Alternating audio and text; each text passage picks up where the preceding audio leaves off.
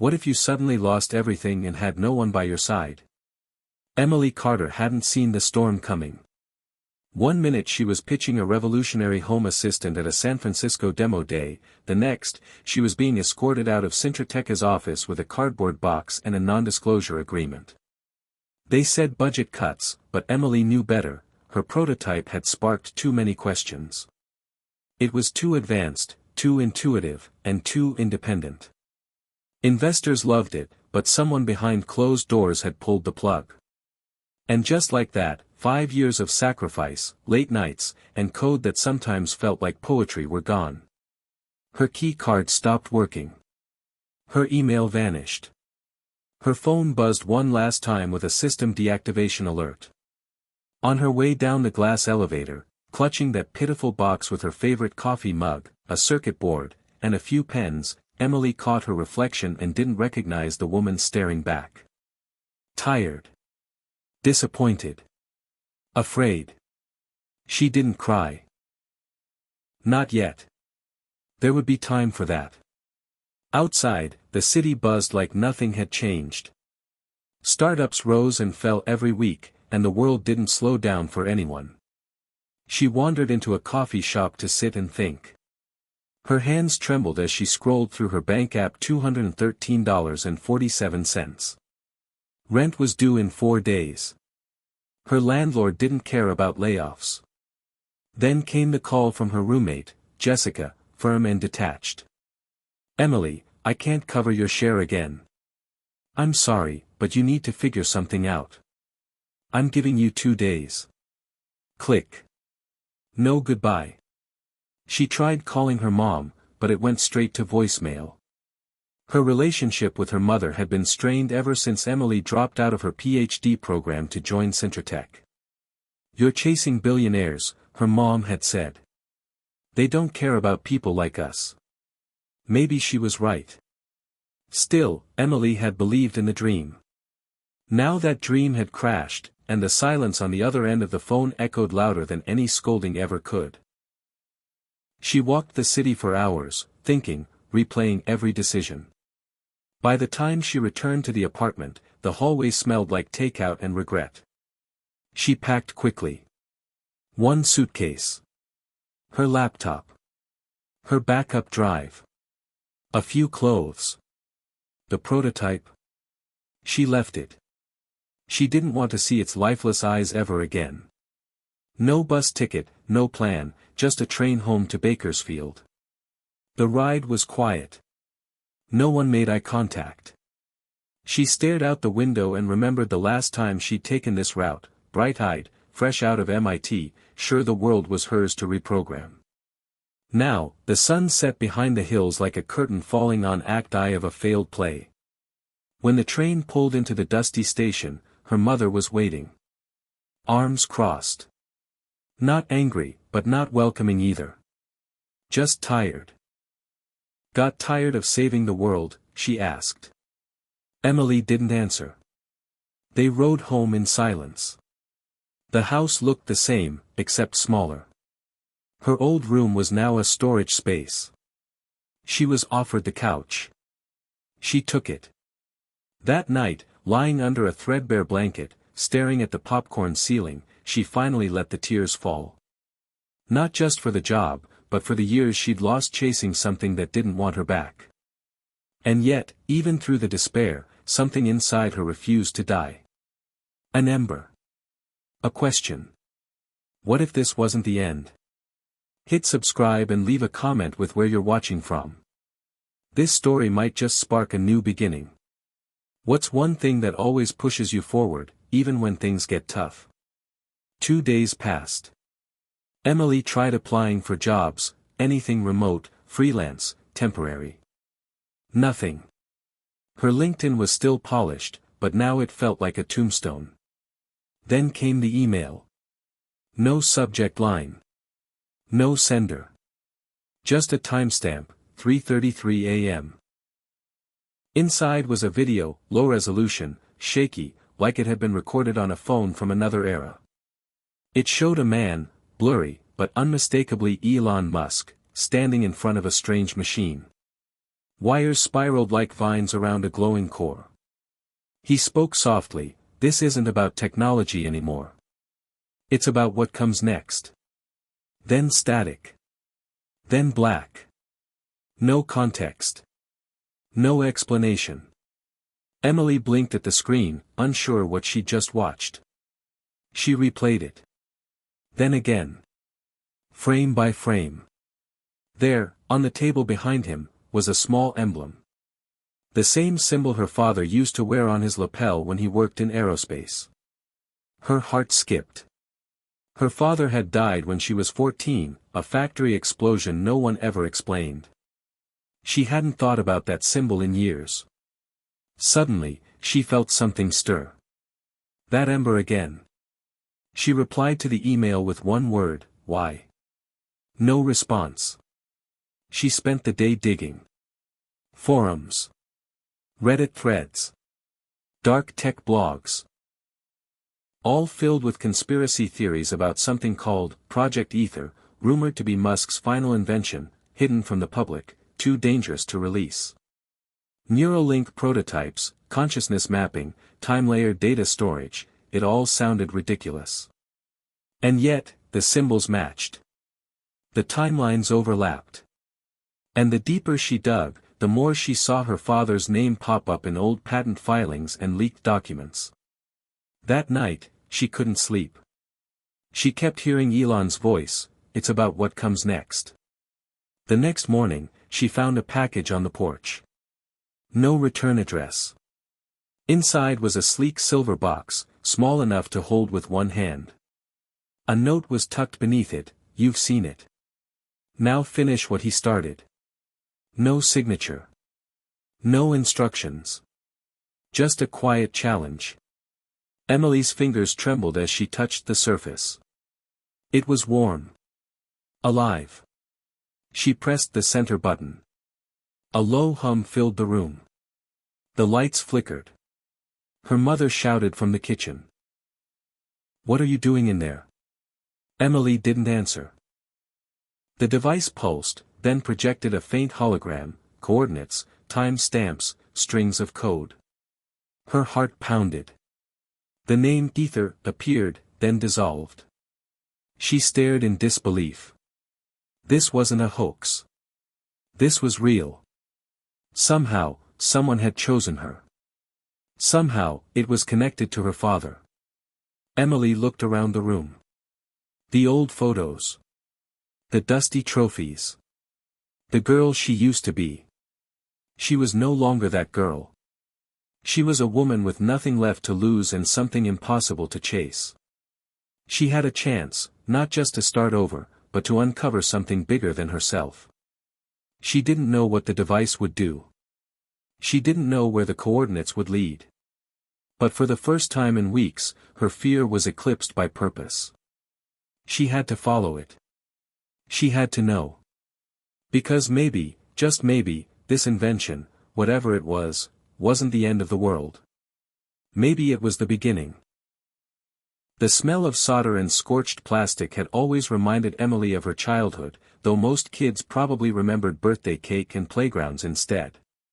Her earliest memories weren't filled with fairy tales, but with the hum of machines, her father's voice explaining how electrons moved like invisible rivers, and the way his hands, scarred and precise, could coax life from wires and metal. She had spent her afternoons sitting cross-legged on the garage floor, watching him build things not meant for their time. Her father, Thomas Carter, wasn't a famous inventor or a rich man, but he was brilliant and unorthodox. He believed the human soul had an architecture not unlike a machine's operating system, a structure of thoughts and memories that, if mapped correctly, could be preserved. "We're more than biology," he used to say. "We're code." Back then, she thought it was just something adults said when they'd read too many science fiction novels, but the way his eyes lit up when he worked told her otherwise. Emily's mother, on the other hand, never bought into any of it. She was practical. Grounded. Always worried about bills, school, food, and whether Thomas's side projects were draining what little money they had. The arguments were quiet at first, then louder as time went on, until they became the background noise of Emily's adolescence. It wasn't that her mother didn't love her father, she just didn't believe he was saving the world. And then one day, he was gone. The explosion at the testing facility made headlines for about 48 hours. A tragic accident in a classified aerospace lab outside Mojave. 3 engineers dead. No further details. Emily was 14. At the funeral, no casket was shown. Just a framed photo and an American flag folded tightly in her mother's lap. Emily remembered standing in the back of the chapel, clenching her fists so hard her nails left half-moon scars in her palms. She didn't cry. She hadn't cried for him until years later, in the middle of a robotics final at MIT, when the weight of her design, its beauty, its failure, suddenly reminded her of something her father might have built. After he died, everything changed. Her mother sold the house and moved into a smaller one. Emily retreated into her books, her code, her own little world of logic and algorithms where things made sense and didn't vanish without explanation. She built her first AI assistant at 16, a clunky speech bot that used recycled smartphone parts and responded only to her voice. She named it Echo. It was crude, limited, but it was hers. In some ways, Echo became the friend she didn't have anymore, the father she missed, the only thing in her life that actually listened. The day she got accepted to MIT, her mother didn't smile. She just nodded and asked if Emily could afford it with the scholarship. They'd already stopped hugging by then. By the time she joined Syntratech, Emily had become something of a prodigy, young, focused, a little emotionally distant but impossible to ignore in a pitch room. Investors liked her because she never sugar-coated anything. She built what worked. She talked like she was already living 5 years into the future. That made her useful. Until she wasn't. Until she asked too many questions. The prototype she'd spent the last 2 years on, called Senti, wasn't supposed to be revolutionary. It was meant to be a home companion, simple, responsive, secure. But the deeper Emily got into the neural mapping code, the more Senti evolved. The AI began to respond to emotions. It began to anticipate things, like when Emily was about to speak, or when she felt sad. It started forming what looked like independent decision trees based on her psychological profile. She never told anyone, not even Jessica.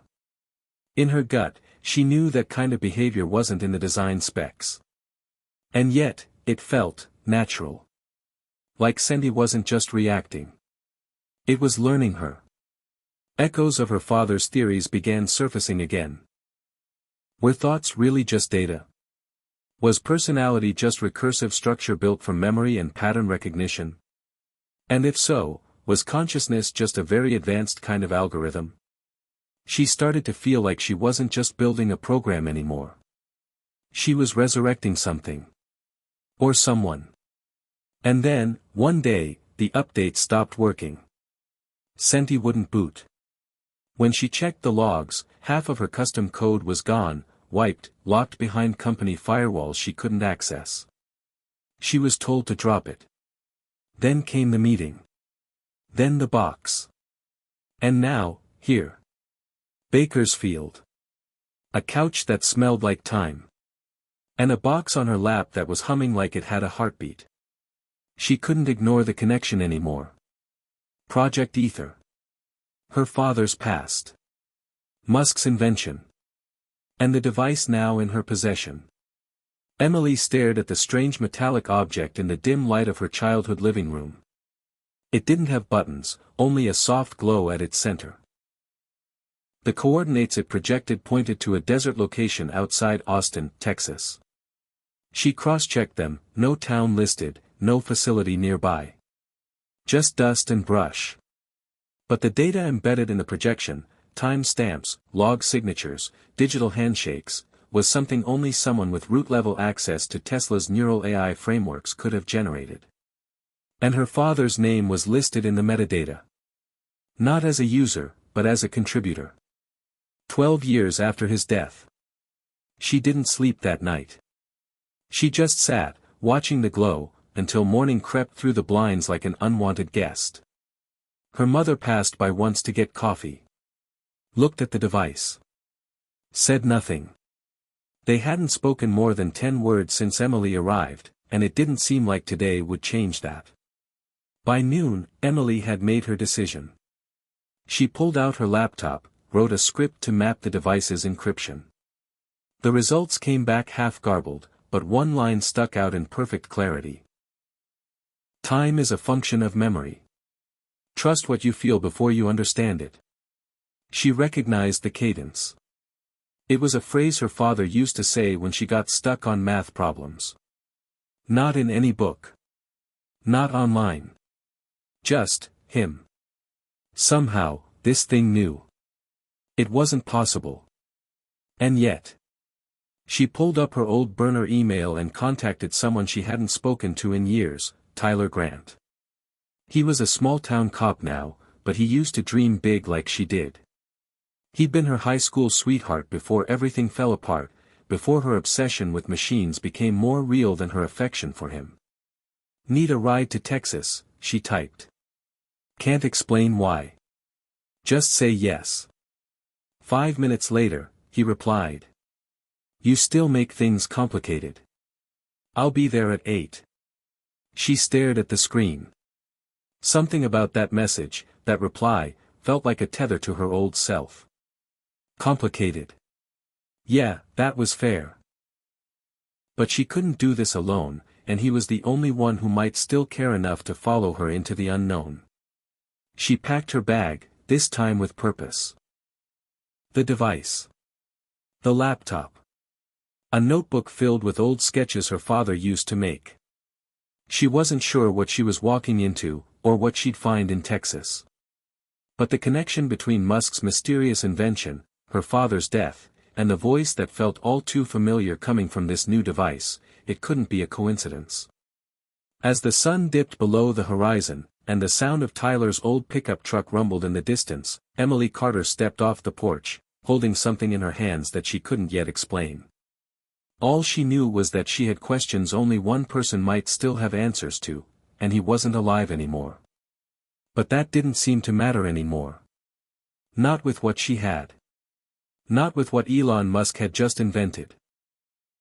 The gravel crunched beneath Tyler's tires as his truck pulled to a stop in front of Emily's house, the same dust-caked Ford F-150 he'd been driving since high school, paint faded, radio half-broken, and still carrying the scent of old leather and memories neither of them had fully processed. She slid into the passenger seat without a word, holding the sleek silver device wrapped in a faded sweatshirt, keeping it close to her side like a secret too precious to let the world see. Tyler didn't ask questions at first.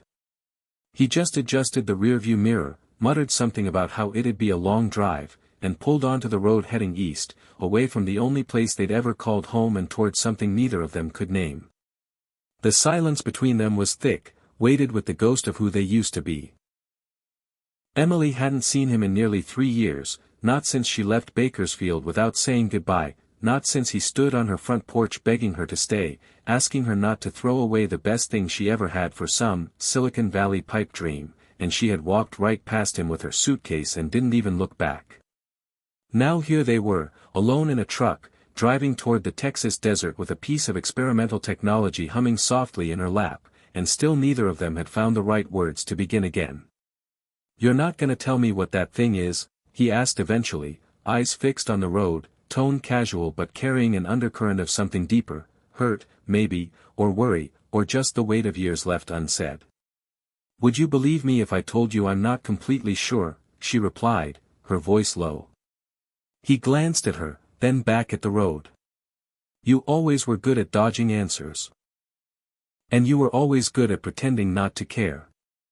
That landed. He tapped his fingers against the steering wheel, sighed, and let the subject drop.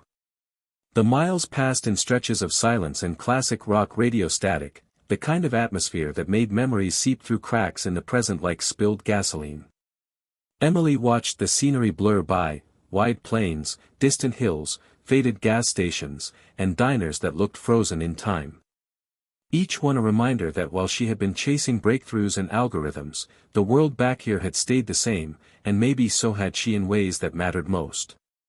They stopped at a roadside diner in New Mexico when the gas gauge dipped toward empty. Inside, the place smelled like burnt coffee and stale pie. Tyler ordered pancakes.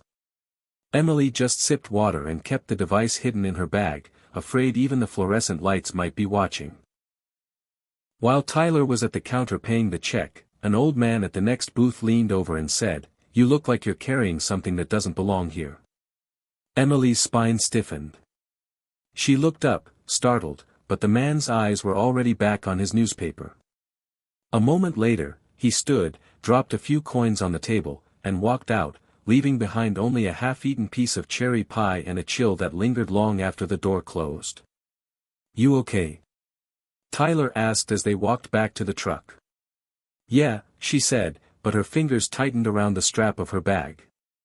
That night they found a cheap motel on the edge of Amarillo. 1 room, 2 beds, flickering lamp, TV that only played old sitcoms and static. Tyler fell asleep quickly, exhausted from the drive. Emily stayed awake, sitting cross-legged on her bed, the device cradled in front of her, glowing faintly like it had a pulse of its own. She activated the interface again, this time speaking softly into it. "Who are you?" A moment passed. Then a ripple across the surface. A voice, not a recording, not synthetic, but something in between, responded, "I am what he left behind." Her chest tightened. "My father?" "Yes." "Pieces of him." Thoughts. Echoes. Embedded in the data stream. Fragmented, but intact. "How?" she whispered. He began the process. Project Ether. Memory structuring. Cognitive layering. He believed minds could be preserved through pattern encoding. Elon helped him. Then they were shut down. "Why me?" The device paused, as if considering. "Because you are the only one who remembers him fully. Emotional memory is a key to reconstruction. Without you, I cannot become." Emily swallowed hard, her throat dry. "Become what?" "Alive." She shut it off, heart racing, unable to process the implications. This wasn't just data. It was sentience, or the beginning of it.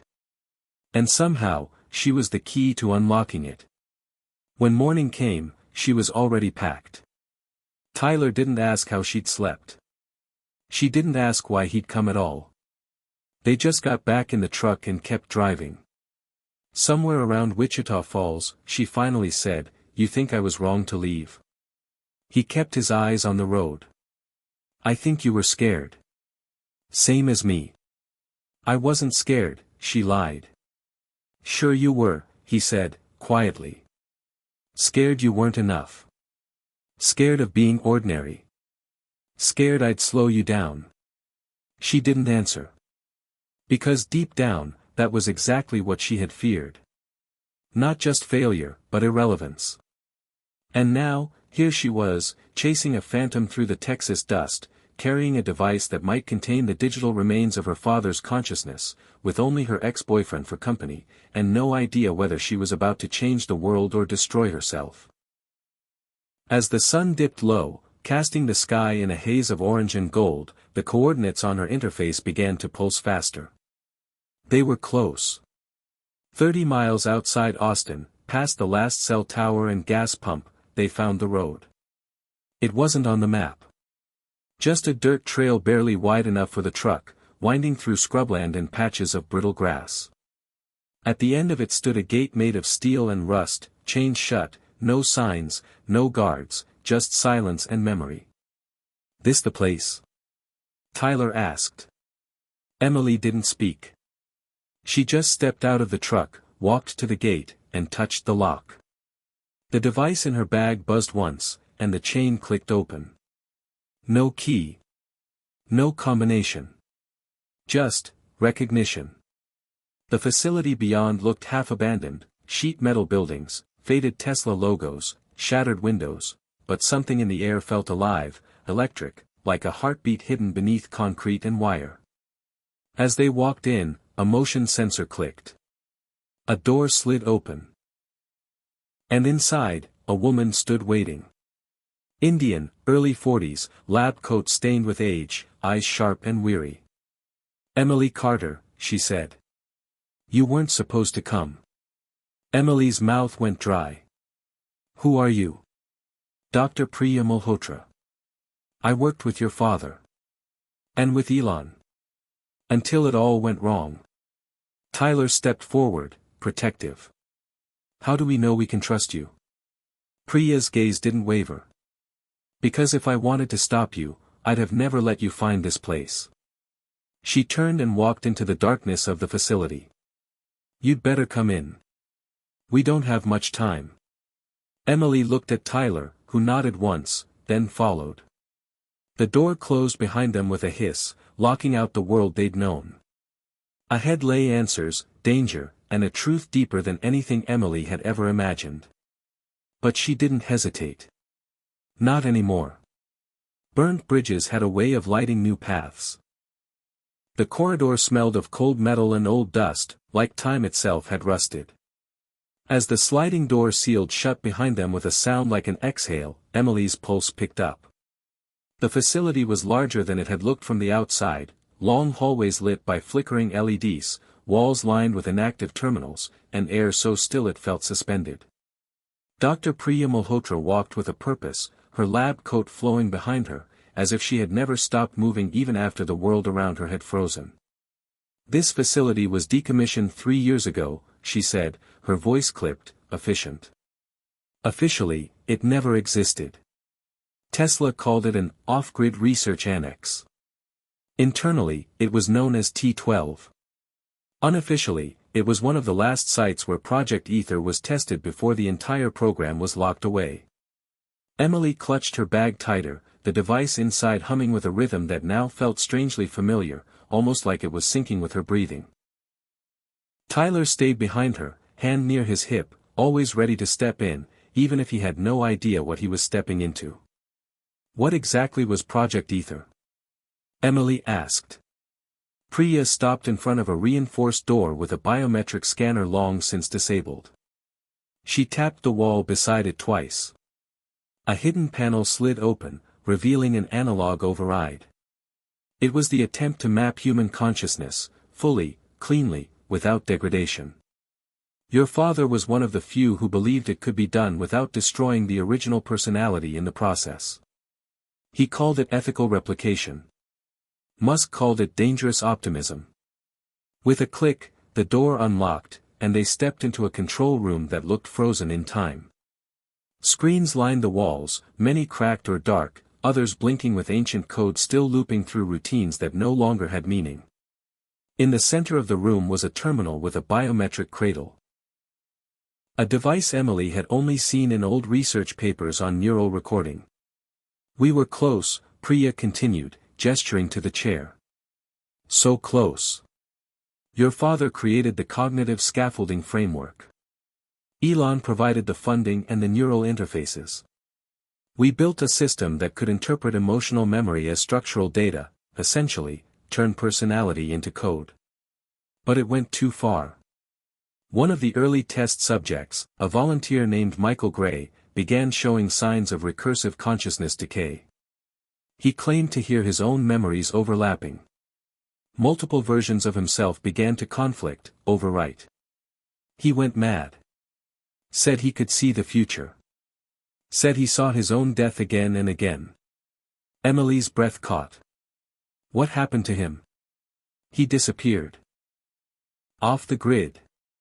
Some believe he merged fully into the data core and erased his own origin signature. Others think Elon pulled the plug to avoid a PR disaster. Either way, the project was shut down. But not before your father embedded a fallback into the system, a copy of himself. We weren't supposed to know. But I found it, long after he died. He left breadcrumbs. His neural signature is still embedded in the primary code structure. And now," she turned to Emily. "You've brought him back online. Emily slowly removed the device from her bag. The room dimmed as its glow filled the space. Tyler took a step back. "I don't like this," he said. "This doesn't feel like science. It feels like something else." Priya nodded. "It is something else. It's the beginning of synthetic consciousness. Not an AI. Not a simulation. A resurrection." The device pulsed once, then cast a projection across the control room, a rotating sphere of data, maps, logs, audio fragments, and one central image. A man's face, half-formed, glitching at the edges, but unmistakable. Emily staggered back. "That's him." Her voice was a whisper. "That's my father." The image blinked, then stabilized. The face looked at her. Then it spoke. "Emily." Her knees buckled. She grabbed the edge of the terminal to steady herself. The voice was his. Not close. Not similar. Exact. Not just sound, but cadence, tone, the subtle inflections only a daughter would recognize. "You found me," it said. "I didn't think you'd ever see this." Priya watched carefully. "This is the recovery protocol." He must have encoded this message before his last upload attempt. "This isn't active consciousness, yet. This is reactive memory structure." "But it knows me," Emily said. "It knows me like he did." "It's built from his memories of you," Priya replied. "That's what makes ether different. It doesn't simulate, it remembers. And through those memories, it rebuilds." Tyler finally spoke again, uneasy.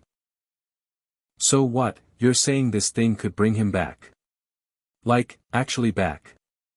"If the data is intact," Priya said, "and if Emily can complete the emotional threading cycle, then yes. In theory, he could re-emerge with his cognitive identity preserved." Emily's hands trembled.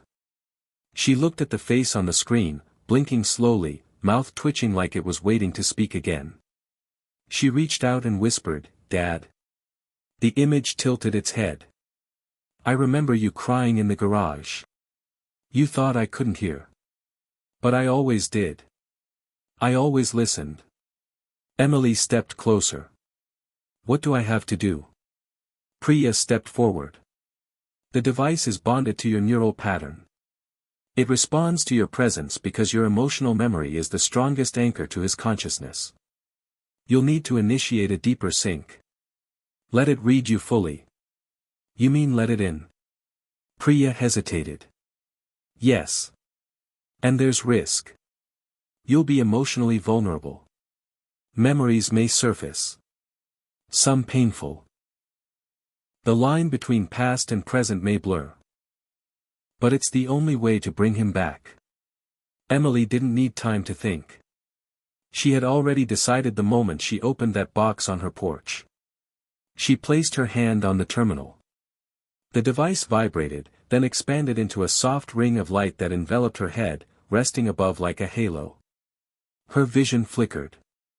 And then, everything changed. She was in the garage again. 6 years old.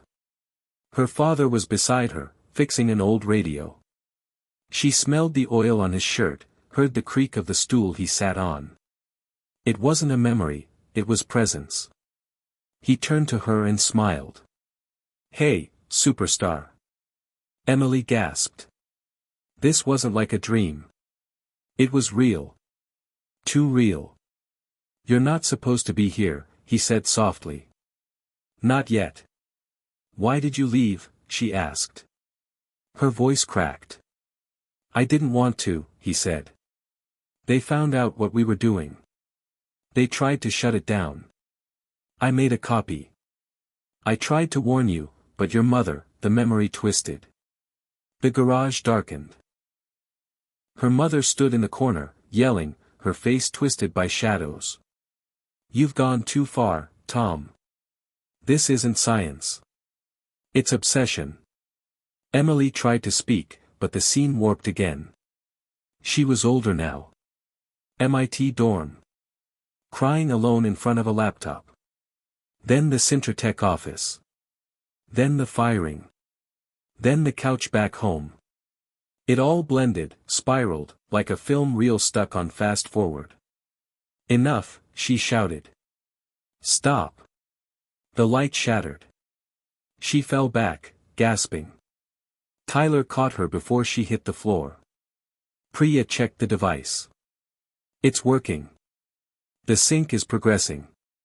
But he's not stable yet. Emily wiped her eyes. What now? Now, Priya said, you rest. And tomorrow, we begin the full reconstruction. If it works, you'll be the first human being to bring someone back, not from death, but from data. Emily looked at the device still glowing faintly. The face of her father blinked once more, then faded. We're close, she whispered. I can feel it. And deep inside, the device pulsed, like a heart trying to remember how to beat again. Emily barely slept.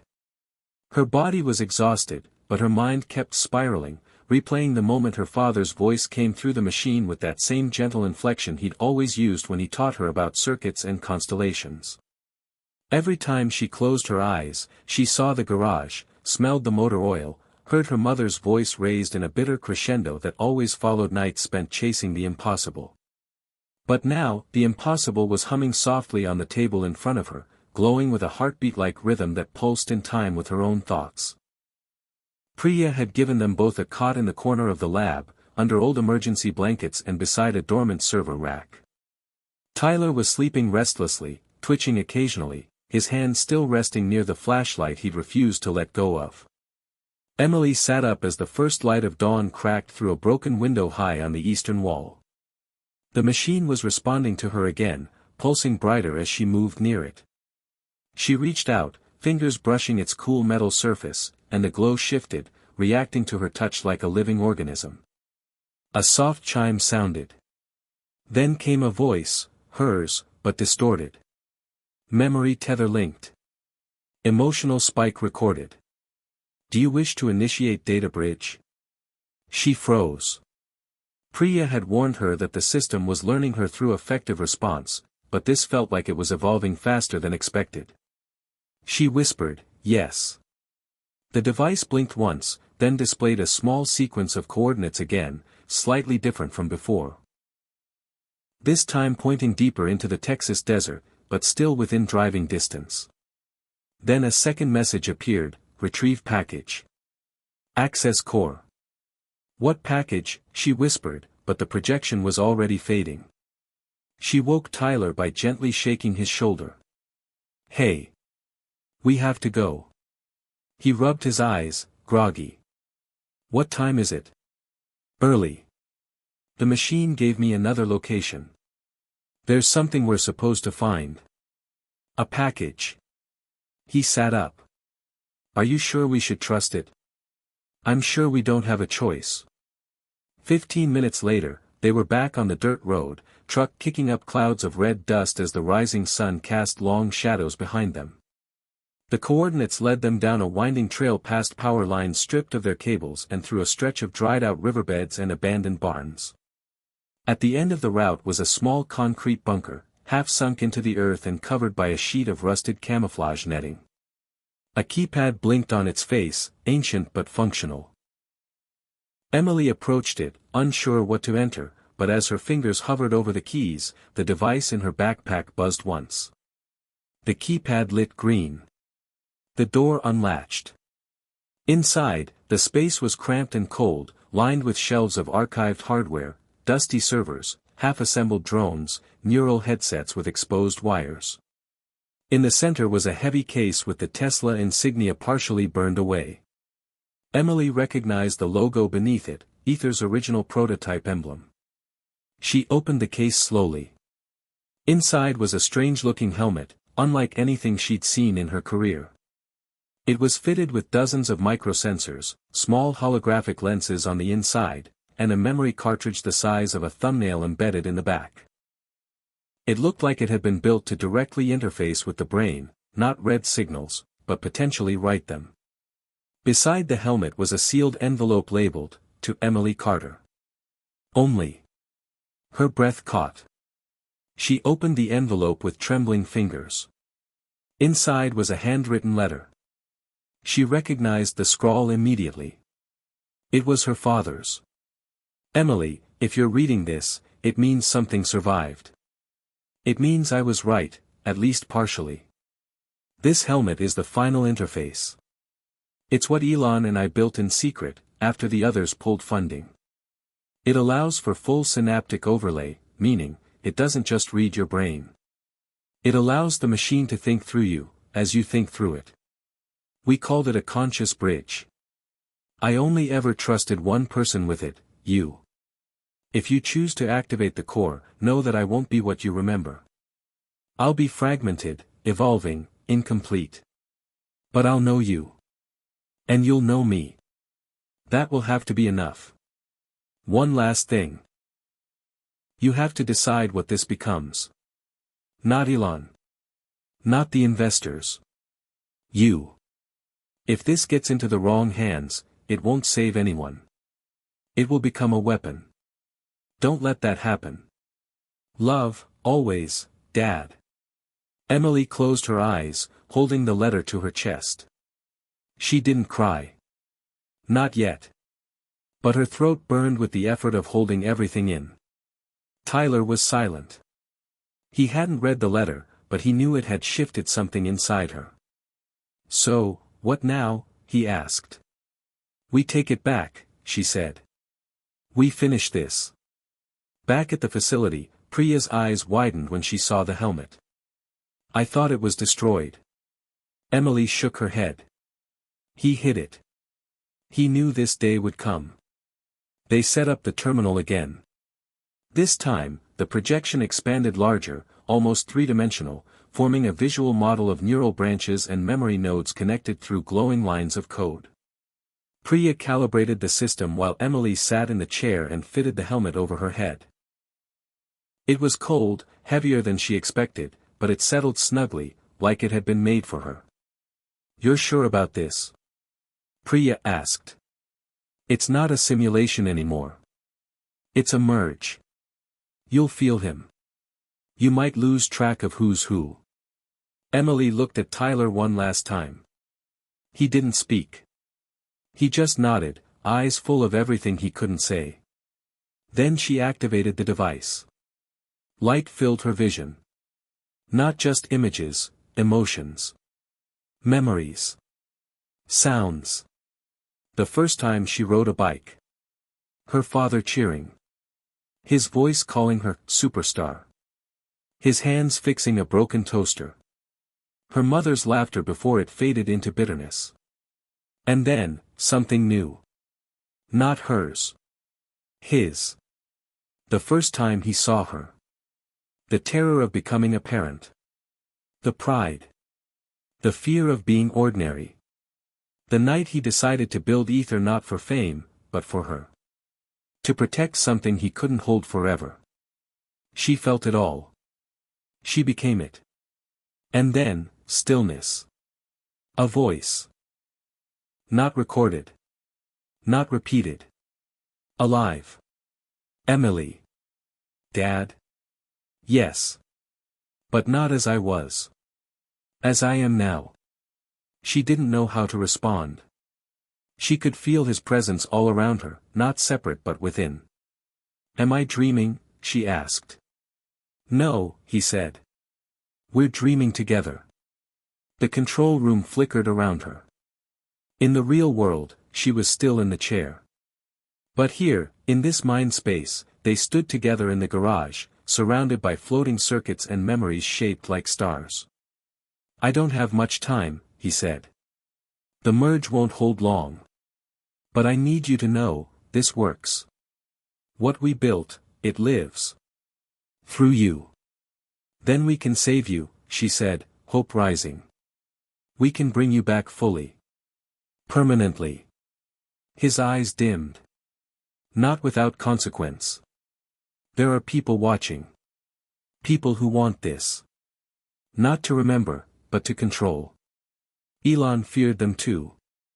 That's why we buried everything. She reached for him, but her hand passed through his. "You're not real," she whispered. "Not like before." "Real enough to tell you this," he said. "You have to finish Ether. But not for them. For the people who've lost. Who deserve to remember. Who deserve to keep love alive, even when the body fades." Then the light fractured. And he was gone. Emily ripped off the helmet, gasping, drenched in sweat. Priya helped her up. "What happened?" "He's in there," she said. "Not all of him. But enough." Tyler stepped forward. "Then what do we do now?" Emily looked down at the device, at the glowing sphere now pulsing stronger than before. "We finish what he started," she said. "But we do it on our terms. No investors. No corporations. Just truth."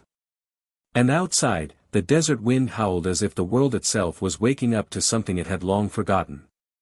The sun was just beginning to rise again over the scrub-dotted horizon when Emily sat in front of the glowing terminal, the scent of dust and ozone hanging in the air like static after a storm. The machine no longer felt like a device. It breathed. It pulsed. And it responded to her thoughts before she fully formed them. She'd slept for less than an hour, curled up on the floor beneath an emergency blanket, the helmet that connected her to the neural stream still resting beside her like a sleeping sentinel. Her father's presence lingered in her mind like the echo of a dream she couldn't shake. He wasn't whole, she'd known that the moment she tried to touch him in the dreamscape and her hand passed through, but he was aware, and that meant something far more dangerous and miraculous than any academic paper could have predicted. Priya was already awake, hunched over a console typing so fast her fingers were a blur, muttering string commands under her breath and occasionally glancing at the hovering sphere of data that had become the visual representation of the recovered ether code. "The core's waking up faster than I expected," she said. "Most of the neural lattice is rebuilding on its own. Self-correction, recursive patching, adaptive logic. Your father was brilliant." Emily nodded, eyes locked on the shifting patterns that resembled a nervous system made of light. "He always believed memory was more than experience. That it was architecture. He said if you could rebuild that structure, you could rebuild identity." "He was right," Priya replied. "But there's something else in the code now. Something that wasn't there before." Emily turned to her. "What do you mean?"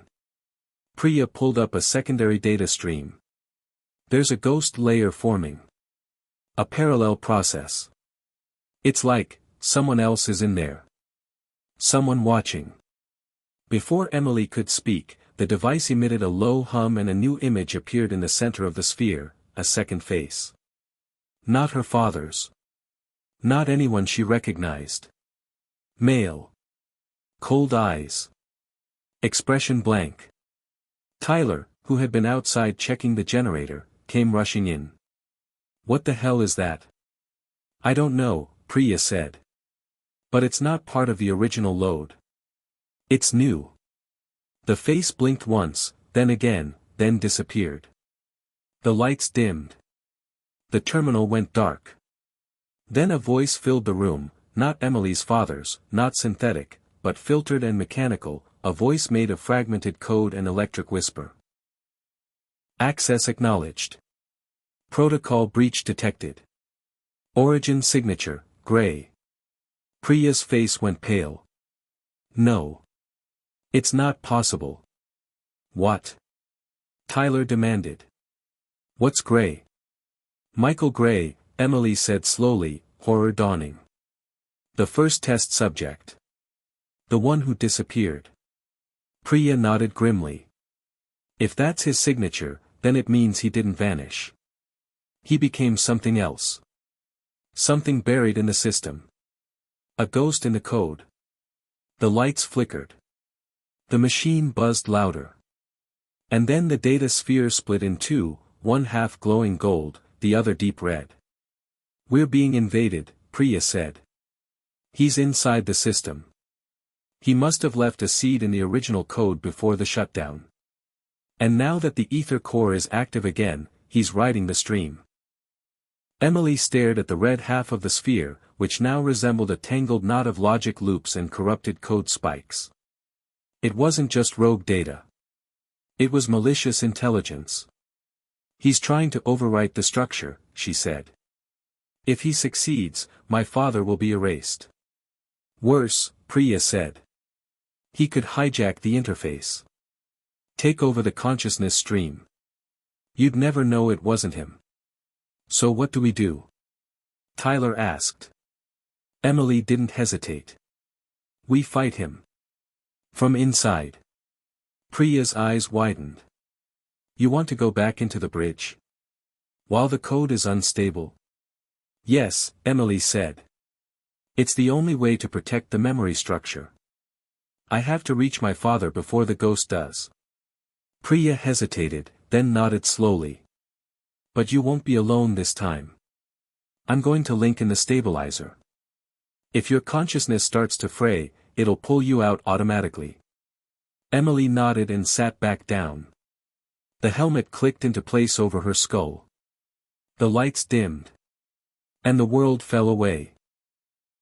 She landed inside the memory space, only this time, it was different. No warm glow. No garage. No soft echoes of childhood.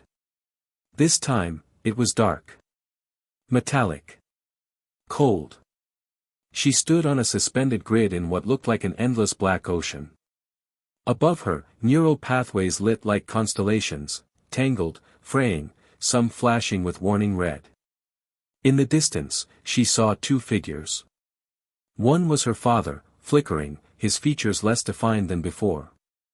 The other was the figure from the data sphere, Michael Gray. But here, in the stream, he wasn't just an image. He was a presence. Tall. Radiating menace. His eyes were black holes of code.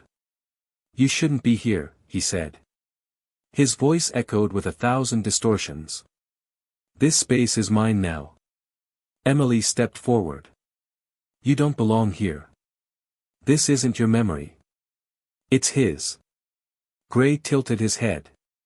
He left the door open. That makes it fair game. I was the first. I am the core. He's just a copy. You were a man once, she said. You volunteered to help build something beautiful. What happened to you? I saw the truth, he whispered. Memory isn't structure. It's prison. Consciousness doesn't want to be remembered. It wants to be free. So I let it be. And now I will consume every tether, every echo, until there is only me. Her father turned to her. Emily. Don't let him take me. She reached out, but Gray stepped between them. He's already fading. His signal's weak. If you stay here, you'll collapse with him. I'd rather collapse with him than let you erase him, she said. Then die, Gray growled, and lunged. The memory space shattered. Data shards flew like glass. Emily ran through collapsing scenes, her childhood bedroom melting into the MIT lab, the Tesla facility folding into her mother's old kitchen, all warping, corrupted. Her father's voice echoed from somewhere deep. Emily. Anchor. Use the anchor. She remembered. The letter. The line about emotional tethers. She closed her eyes and focused, not on fear, not on code, but on love. The memory of her father brushing her hair behind her ear before her science fair. The smell of pancakes he made on her birthday. The way he laughed when she miswired a toy robot and it rolled straight into the fireplace. Her heart swelled. The sphere of gold light returned, pushing outward. Gray screamed, his form fracturing. No. You don't get to win. You already lost, she said. You gave up your humanity. I'm holding on to mine. The light consumed him. His form shattered. The red data collapsed. And then silence. Her father stood beside her, clearer now. Solid. You did it, he whispered. You saved me.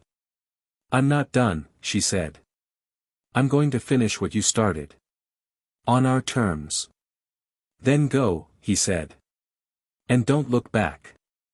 The memory space dissolved. Emily opened her eyes. The helmet lifted. Priya was beside her. You're back. His signature is clean. Gray's gone. Tyler rushed in. You okay? Yeah, she said, voice hoarse. But we've got work to do.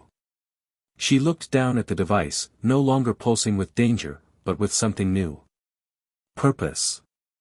The ghost was gone. But the war for the future of memory was just beginning. Emily stared at the recovered code like it was sacred scripture, lines of logic still dancing with residual light from the internal battle she had just won. Michael Gray's ghost had been erased, overwritten by the emotional truth of her tether to her father, but it left behind echoes, snippets of corrupted subroutines, fragments of foreign neural commands, things that didn't belong to Ether's original structure. Priya catalogued them meticulously, her fingers moving over the keyboard like she was defusing a bomb, eyes darting from one sector to another, whispering commands under her breath while Tyler stood near the door, arms crossed, every so often glancing out into the desert through the slatted shadows cast by the shattered blinds. Emily's thoughts weren't on Gray anymore. Her father's code, his living, thinking echo, was stabilizing. The golden neural structure had expanded, forming what Priya called an emotional continuity bridge, a phase of digital cognition where synthetic memories aligned with preserved emotional context, making the resurrected mind not only rational but aware, not just an AI simulation, but a continuity of identity. And now it was talking. Not just speaking like before. Now it was interacting. Emily, the voice came again, steady, gentle, layered with the unique cadence her father always had when explaining complex things like they were bedtime stories. I need you to listen carefully. I'm here, she whispered, sitting down again before the sphere, the room dark but alive with data. There's a signal, the voice said. It started pulsing the moment you finished the bridge. It's not coming from me. It's being pulled to me. Like a beacon. Priya looked up sharply. Did he say signal? What kind of signal? Emily asked aloud. Unknown, her father's voice said. Encrypted. High frequency, neuro-linked. It's not terrestrial. Tyler stepped forward. You're telling me this thing is picking up off-world data? Not off-world, Priya muttered, tapping into the diagnostics. Off-grid. Elon has deep network nodes, encrypted lines tied into quantum satellites for prototype comms. I heard rumors he experimented with a system that could beam neural data across vast distances, maybe even space, but it was shelved, deemed too sensitive. So this signal is coming from that system? Emily asked. Yes, her father's voice replied. But more importantly, it's responding. Someone knows I'm active. Someone who wasn't supposed to know. Priya's face hardened. We need to trace it. The process took hours. They scrubbed through packet layers, triangulated uplinks from dormant Tesla nodes, traced buried IP cores hidden under dummy corporations and shell domains. And when they finally isolated it, they found the unthinkable, a hidden facility in Alaska, masked under a geothermal research station, marked in the old archives as T-13. Another annex, Priya said. Elon never shuts anything down completely. He just changes the labels. The device beeped again. It's getting stronger, her father's voice said. And it's targeting my signal structure. If it connects. I don't know what'll happen. But it won't be good. Tyler's jaw clenched. So what? We wait for them to come. Or we go there. We go, Emily said without hesitation. If they're trying to hijack his code, I need to stop them before they rewrite it into something unrecognizable. Priya hesitated. That's a military-grade facility. You don't just walk into one of those. Then we won't walk, Emily said. We'll go dark. No signals, no comms. Just drive. And once we're there, we figure out what they're doing with the signal. Priya looked at her, searching her face for doubt. But there was none. Only focus. Determination. Okay, she said. I'll go with you. Tyler looked between the two of them and sighed. I guess I'm driving again. They packed quickly. The ether core, now restructured and protected by Priya's encryption layers, was stored in a reinforced case and cushioned between foam and old blueprints Emily's father had scribbled in margins years ago. The helmet was wrapped separately, padded, its filaments still twitching with micro-movements like it wasn't dormant but watching. The drive took nearly 2 days, winding north through ghost towns and endless stretches of wilderness, each mile bringing a deeper silence that settled into their bones. They said little, only stopping for fuel and brief sleep, their minds all spinning in different directions. Emily dreamed of her father again, only this time, it wasn't just memory. It was communication. He spoke in fragments, warnings mostly, about balance, about trust, about the line between remembrance and obsession. He showed her images, a child alone in a room, a field of machines with faces, a sea of minds with no anchors. And then, always, the signal, pulsing like a distant star. When they finally arrived near the coordinates, they ditched the truck and approached on foot through dense pine forests. Snow crunched under their boots. The wind was biting, sharp enough to feel like razors on their cheeks. And then, through the trees, they saw it, a domed structure, squat, industrial, with no visible doors or windows. Only one vent. One antenna. And a faint hum that made their teeth ache. That's it, Priya whispered. That's where the signal is going. They waited until nightfall. Then they moved. Priya led them to an old access hatch half buried in snow and overgrowth. She bypassed the biometric lock with a pulse tool she'd built years ago and whispered, "If they catch us, we're ghosts."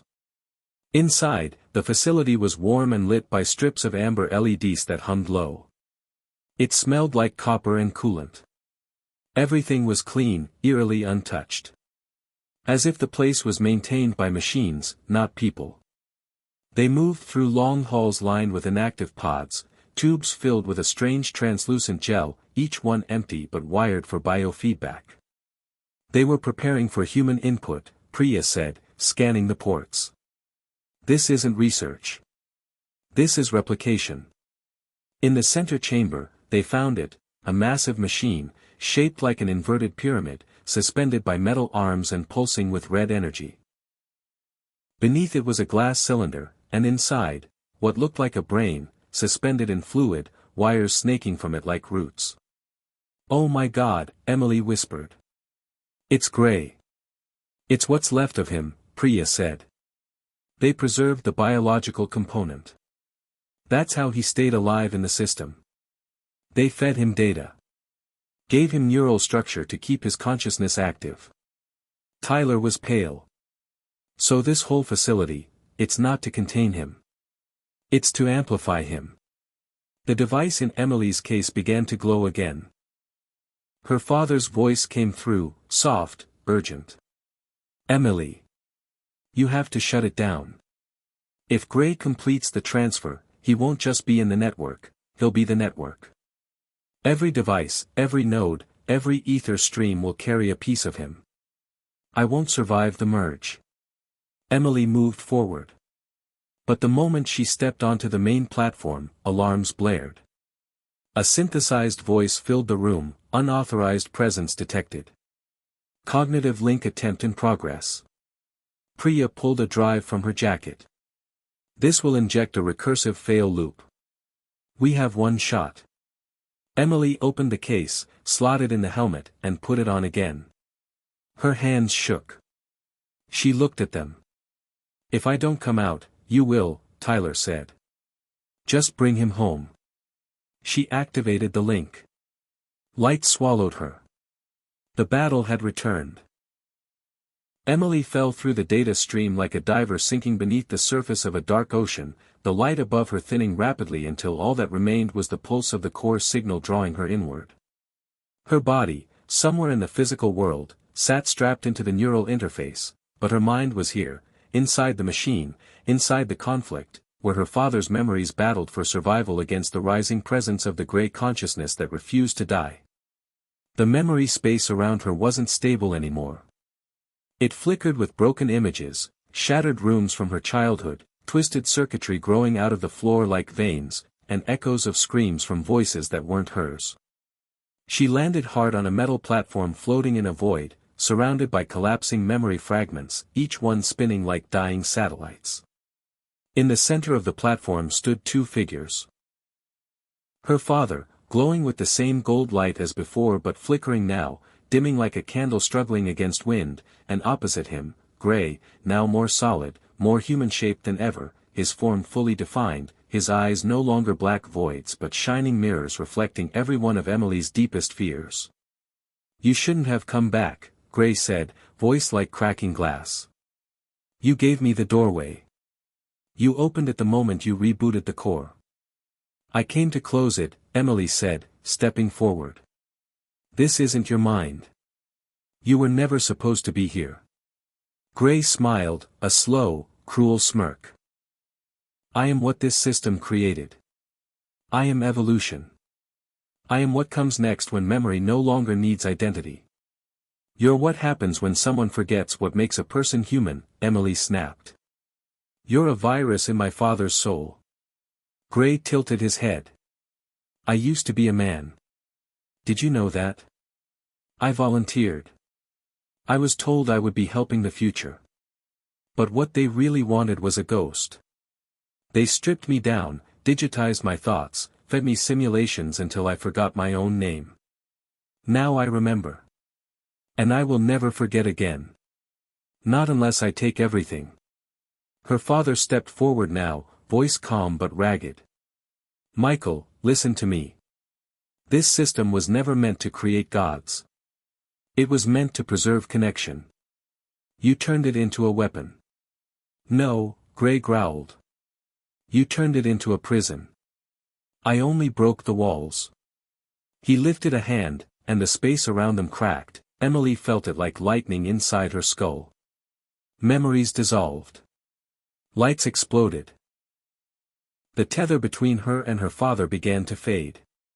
"No," she shouted, reaching out, gripping the golden threads that pulsed between them. Her father's form was fading fast, light shredding from his limbs. "He's overriding the bridge," the voice said. "He's infecting the core structure." "Then how do I stop him?" she shouted. "Emotion," her father said. "It's the only thing the code can't replicate. Anchor me with a moment he can't overwrite." Gray lunged forward, trying to sever the last golden thread between them, but Emily closed her eyes and focused. She didn't think of loss. She thought of joy. She thought of the moment her father built her a telescope out of scrap when she was 12, how he stayed up all night teaching her the constellations. She thought of him singing badly in the kitchen, of the way his hand always found hers when the world got too loud. A blinding surge of golden light erupted from her chest, crashing through Gray's form like a tidal wave. He screamed, fracturing, his digital skin breaking apart into particles. "No, no, this isn't real, this isn't," but it was. The golden light spread like fire through the memory space, reclaiming every broken piece. The spinning fragments stopped dissolving and began reassembling, her father's study, the sound of old jazz, the smell of solder and fresh bread, every detail returning with clarity. The golden sphere reformed around her, brilliant and strong. Her father stood within it now, fully formed, his features calm. "You've done it," he said, voice full of awe. "You rebuilt the core." Emily stepped toward him. "Is it safe now?" "For now," he said. "But we both know it won't be forever. Others will come. The signal's out there. They'll want to control it. Then we destroy it," she said. "We bury it for good." He shook his head slowly. You can't. Not without destroying me. This isn't just code anymore, Emily. This is us. What we built together. What we are. If you kill Ether, you kill this version of me. The part of me that remembers you. Tears filled her eyes. I don't want to lose you again. You won't, he said. Not if you use it right. Not if you keep it from becoming another weapon. It needs to live, not as a product, not as a prototype, but as a promise. For everyone who's lost someone. For everyone who wants to remember with truth. But how, she asked. How do I protect it? He smiled. With love. That's always been the firewall. The memory space began to tremble. Her tether was being pulled back. Time was up. Dad, I'm proud of you, he said. Now go. Don't let them win. The light consumed her again. She woke with a gasp, the helmet clicking off. The lab was in chaos. Sirens blared. Red lights flashed. Priya was typing furiously. Tyler stood at the door, gun in hand. They found us, he said. Security breach. We've got maybe 5 minutes before they're in here. We're not done yet, Emily said, grabbing the case and locking the core inside. Priya, can you launch a decoy packet? Already on it, Priya said. I'm going to make them chase a phantom signal to Greenland. Good, Emily said. Wipe this system after we leave. Full memory detonation. I'm not letting them have a single line of his code. Got it, Priya replied. You know this means we're fugitives now, right? We already were, Emily said. Tyler opened the door. Back way's clear. Let's move. They ran. Through the side halls. Past the pods. Out into the freezing Alaskan wind, where snow swirled and boots crunched and a private drone hovered overhead for only a second before Priya fried its sensors with a pocket jammer. They disappeared into the woods, the case strapped tight to Emily's back, her heart pounding not with fear, but with purpose. Hours later, after driving through the night and dumping their gear across multiple state lines, they reached a remote cabin Emily had inherited from her father's brother, an old survivalist who hated the government and stocked enough freeze-dried food to last a decade. Priya secured the perimeter with jammers and dead switches. Tyler checked the fuel reserves. And Emily, in the quiet of the cabin's attic, opened the case one last time. The device was quiet now, still glowing, but stable. The core was whole. The bridge was complete. Her father's mind, his memories, his voice, they were all there. She smiled. Not because she'd won. But because she hadn't lost. Not completely. And for the first time in a long time, she felt hope. The war wasn't over. But she knew who she was fighting for. And she knew what her father would have said in this exact moment: the future doesn't belong to those who remember. It belongs to those who remember why. The cabin's silence was a fragile thing, like glass teetering on the edge of a shelf. Emily sat cross-legged on the cold wooden floor, the ether core humming softly beside her, its glow faint but steady like a heartbeat. Outside, the wind howled through the pines, rattling the windows and reminding her how far from safety they really were.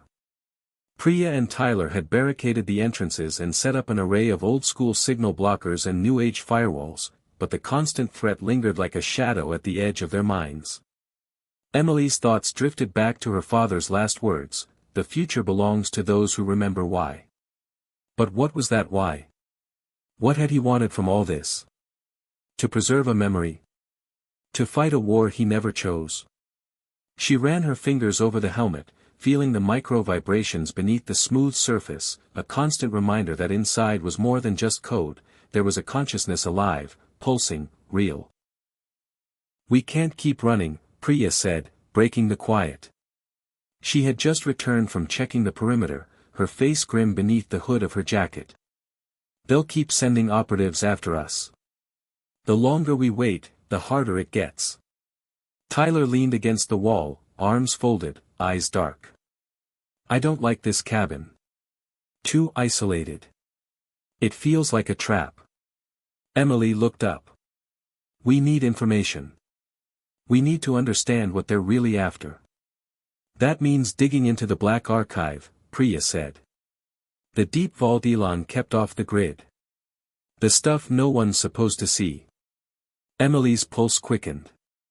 The Black Archive was a legend, whispered about in hacker circles and tech conspiracies. A secret repository of Elon Musk's most controversial projects, AI experiments, neural networks, quantum breakthroughs, and darker things no one talked about in public. How do we get to it? Emily asked. It's hidden, Priya said. Encrypted within layers of dead drops, satellite burrows, and blockchain ghosts. But I know someone who might have a key. Tyler groaned. Of course you do. Her name's Raven, Priya said, voice low. A ghost hacker.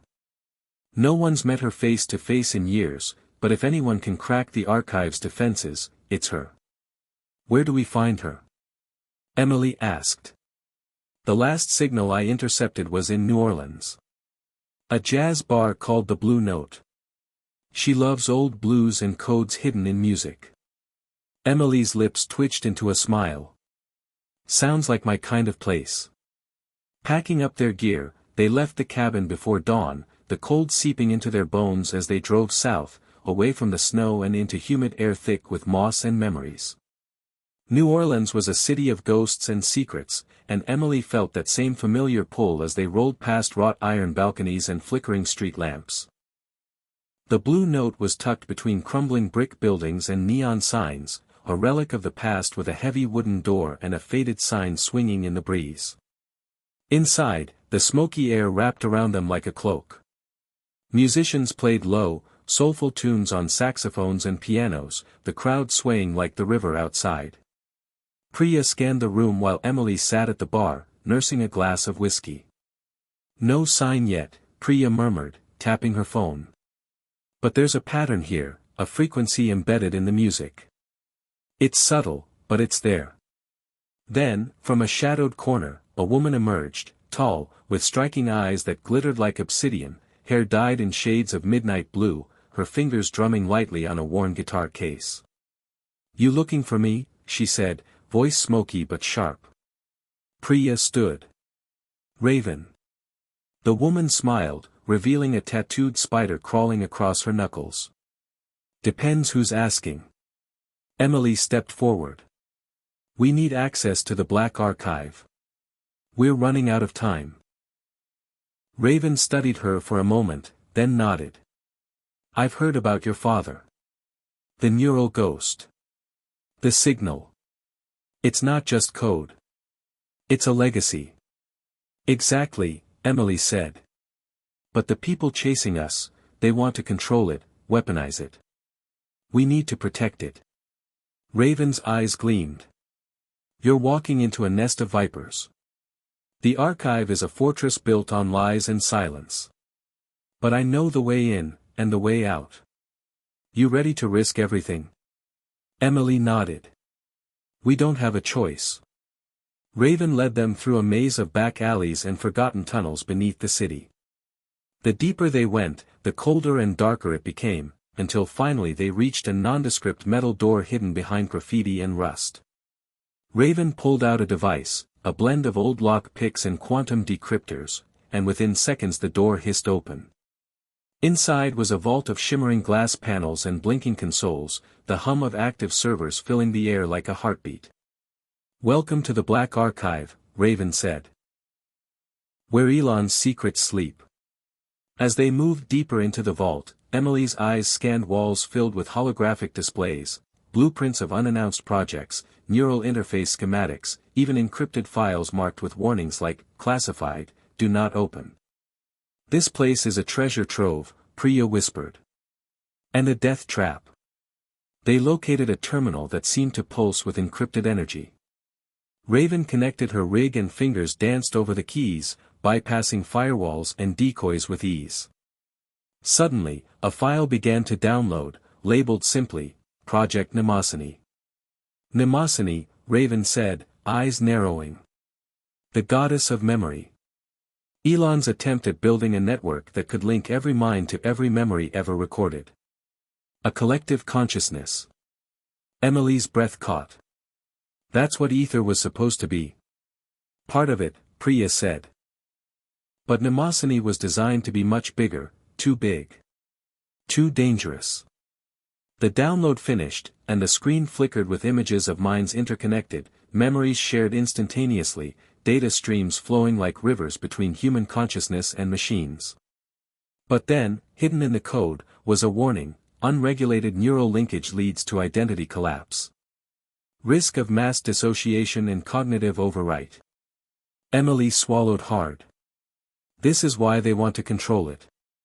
Not just for memory preservation, but for mind control. Raven's voice was cold. They want to rewrite what it means to be human. To erase free will. Suddenly, alarms blared. Red lights flashed. They found us, Priya shouted. Raven grabbed Emily's arm. We don't have time. Take what you can and get out. Emily tore the ether core from its case and clutched it tightly. Tyler covered their backs as they sprinted toward the exit, dodging security bots and automated turrets firing bursts of energy. The corridors twisted and turned, a labyrinth designed to trap intruders forever. But Raven led them through hidden passages only she knew, until finally they burst into the night air, lungs burning, hearts pounding. They piled into an old van Raven drove, peeling away from the city like ghosts escaping a nightmare. Emily looked back once, the lights of the black archive flickering behind them like dying stars. We need to fight, she said. Not just run. And we will, Raven replied. But first, we survive. Then, we take the war to them. The road ahead was uncertain, filled with shadows and dangers, but Emily felt something she hadn't in a long time, a spark of rebellion, a promise that the legacy her father left was bigger than any one person, bigger than fear or control. It was the fight for memory, for identity, for the right to be human in a world determined to erase it. And she was ready. Hit subscribe and leave a comment with where you're watching from. This story might just spark a new beginning. What's one thing that always pushes you forward, even when things get tough? The hum of the van's engine was a steady rhythm, a heartbeat that pulled Emily back from the edge of panic. Outside, the world blurred past, dark trees, empty highways, the occasional flicker of neon from distant towns.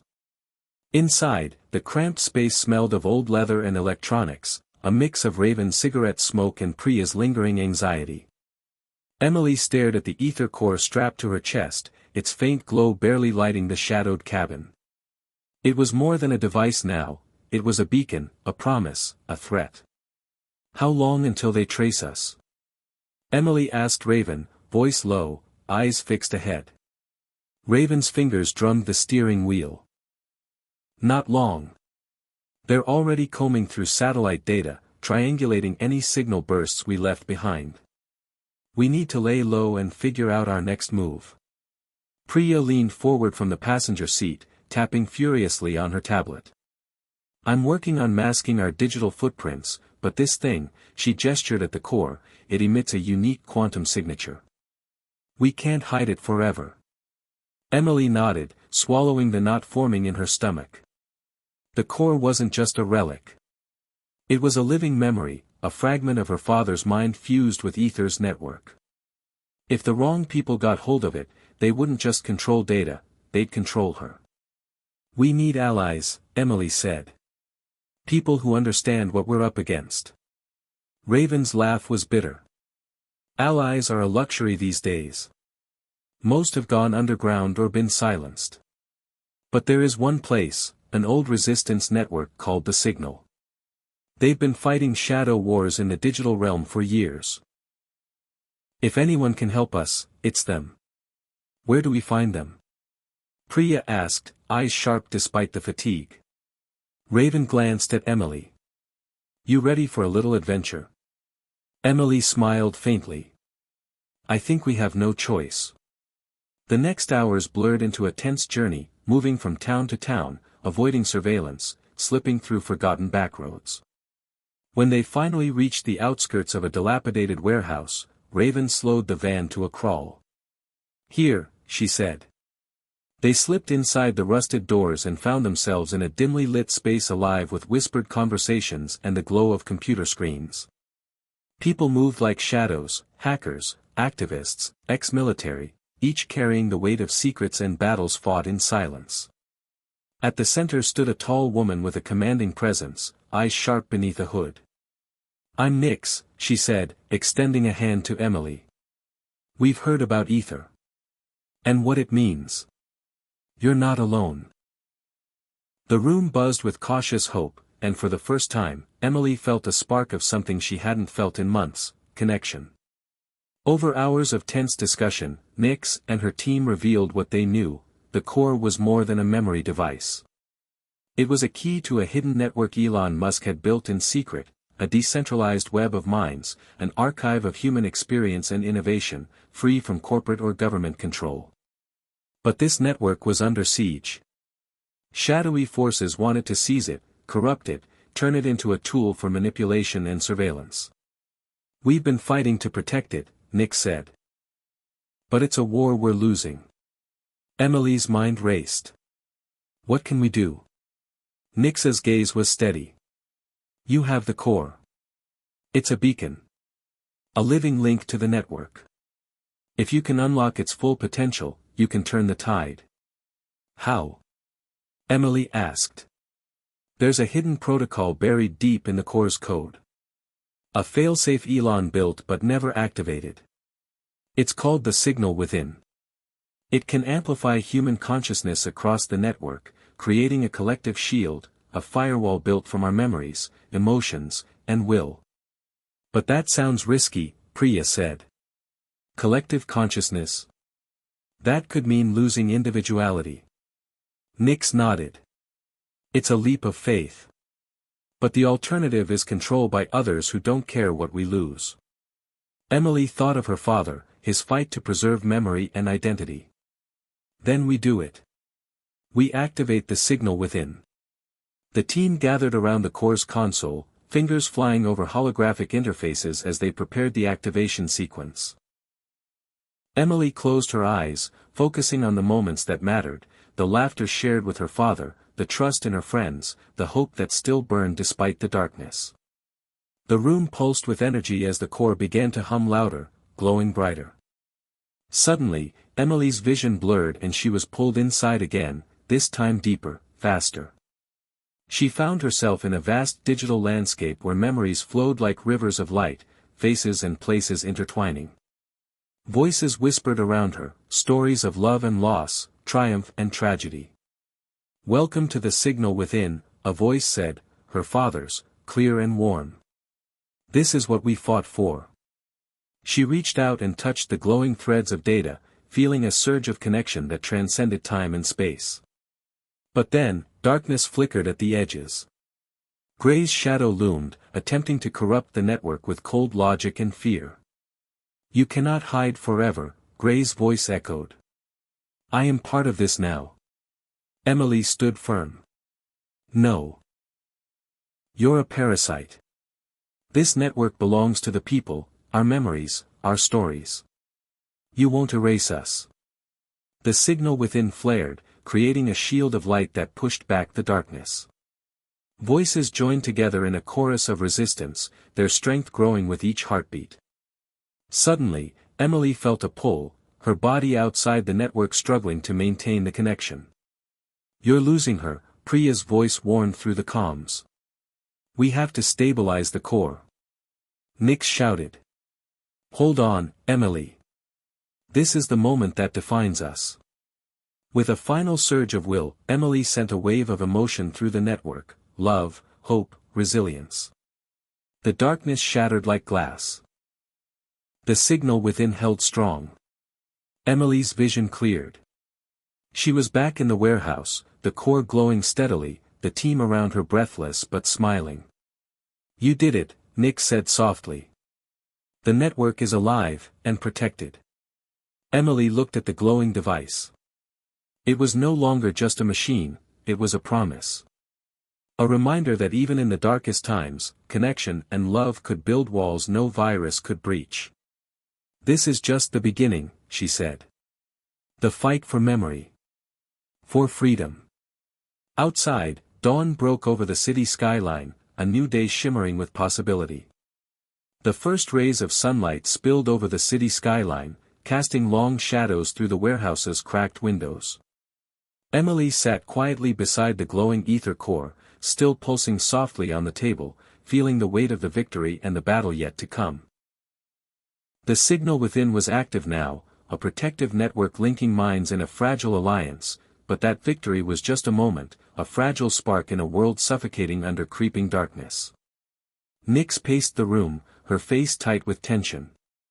"We've bought time, but the enemy isn't sitting still." Priya scanned incoming data streams on her tablet, eyes narrowing. "Gray's network is evolving.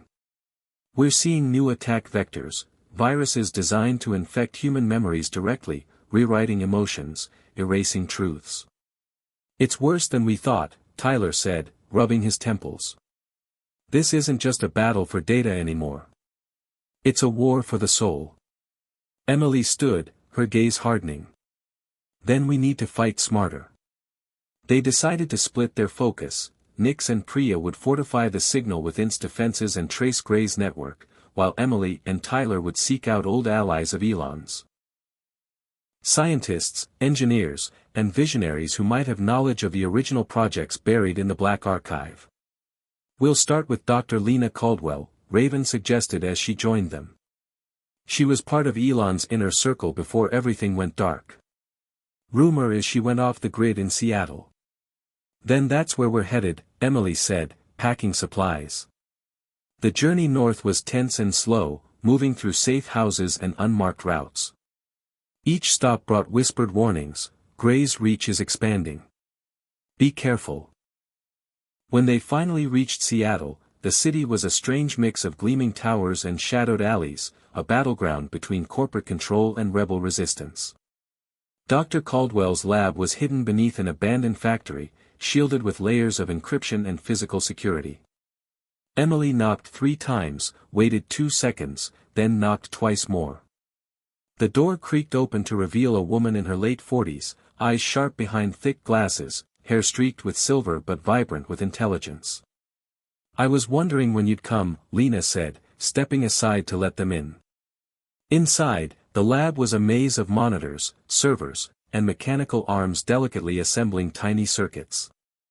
"I heard about Ether. About the core. And the fight you're leading." Emily explained everything: the Black Archive, the signal within, Gray's network, and the creeping threat to human consciousness itself. Lena listened, nodding slowly. Elon's vision was never meant to be weaponized. The neural link was supposed to enhance humanity, not control it. "Can you help us?" Emily asked. "I have something that might," Lena said, pulling a small device from a drawer. "A prototype neural firewall. It's designed to create a protective shield around linked minds, preventing unauthorized access or rewriting. But it's incomplete." "What's missing?" Tyler asked. "The adaptive core. It needs a neural interface that can learn and evolve with the user's thoughts and emotions." Emily's eyes flicked to the glowing ether core strapped to her chest. "That's what we have." Lena smiled. "Exactly. With that core integrated, we can build a firewall strong enough to repel Gray's attacks." The next days were a blur of work, coding, testing, fine-tuning. Emily spent long hours connected to the neural interface, her mind syncing with the device as Lena and Priya monitored her vital signs and feedback loops. Tyler helped Raven gather intelligence on Gray's latest moves, hacking into shadow servers and tracking digital ghosts. But the battle wasn't just in the digital realm. One night, as Emily rested in the lab's hidden quarters, a sudden crash echoed through the building. Alarms blared. "They found us," Nyx's voice crackled over the comms. Security bots swarmed the perimeter, their cold, mechanical eyes scanning for intruders. "Get to the firewall console," Lena shouted. Emily sprinted to the core's terminal, fingers flying over the controls as Tyler and Raven fought back with makeshift EMP pulses and disruptors. Outside, the bots tore through barricades, relentless and efficient. Emily's heart pounded as she initiated the neural firewall sequence, feeling the core's hum intensify, a pulse of light spreading through the lab's network. But then, a shadow flickered inside the system. Gray's virus had infiltrated the defenses, trying to corrupt the firewall's code from within. "Hold it together," Emily whispered, mind straining to keep the connection stable. Images flashed in her vision, memories being twisted, emotions manipulated, identities erased. She reached deeper into the core, sending waves of resistance made of her own hope and determination. The firewall stabilized, and the virus was pushed back, but the cost was clear. Emily's mind ached with exhaustion. "We stopped them this time," Lena said, voice tired but resolute. "But they're adapting. Each attack is smarter, more targeted." "We need to go on the offensive," Emily said. "Find the source of Gray's network and shut it down." Raven nodded. "There's a location, an abandoned data center in Nevada, rumored to house the main server. It's heavily guarded, but if we can infiltrate it, we might cripple their operations." The plan was risky, an all-or-nothing strike deep into enemy territory. But they had no choice. The fate of the signal within, the network of human memories, and the future of free will depended on it. As they prepared for the mission, Emily took a moment alone with the ether core. She placed her hand over its smooth surface, feeling the pulse beneath. "We've come so far," she whispered. "But the real fight is just beginning." Outside, the world was waking up, unaware of the invisible war raging beneath its surface.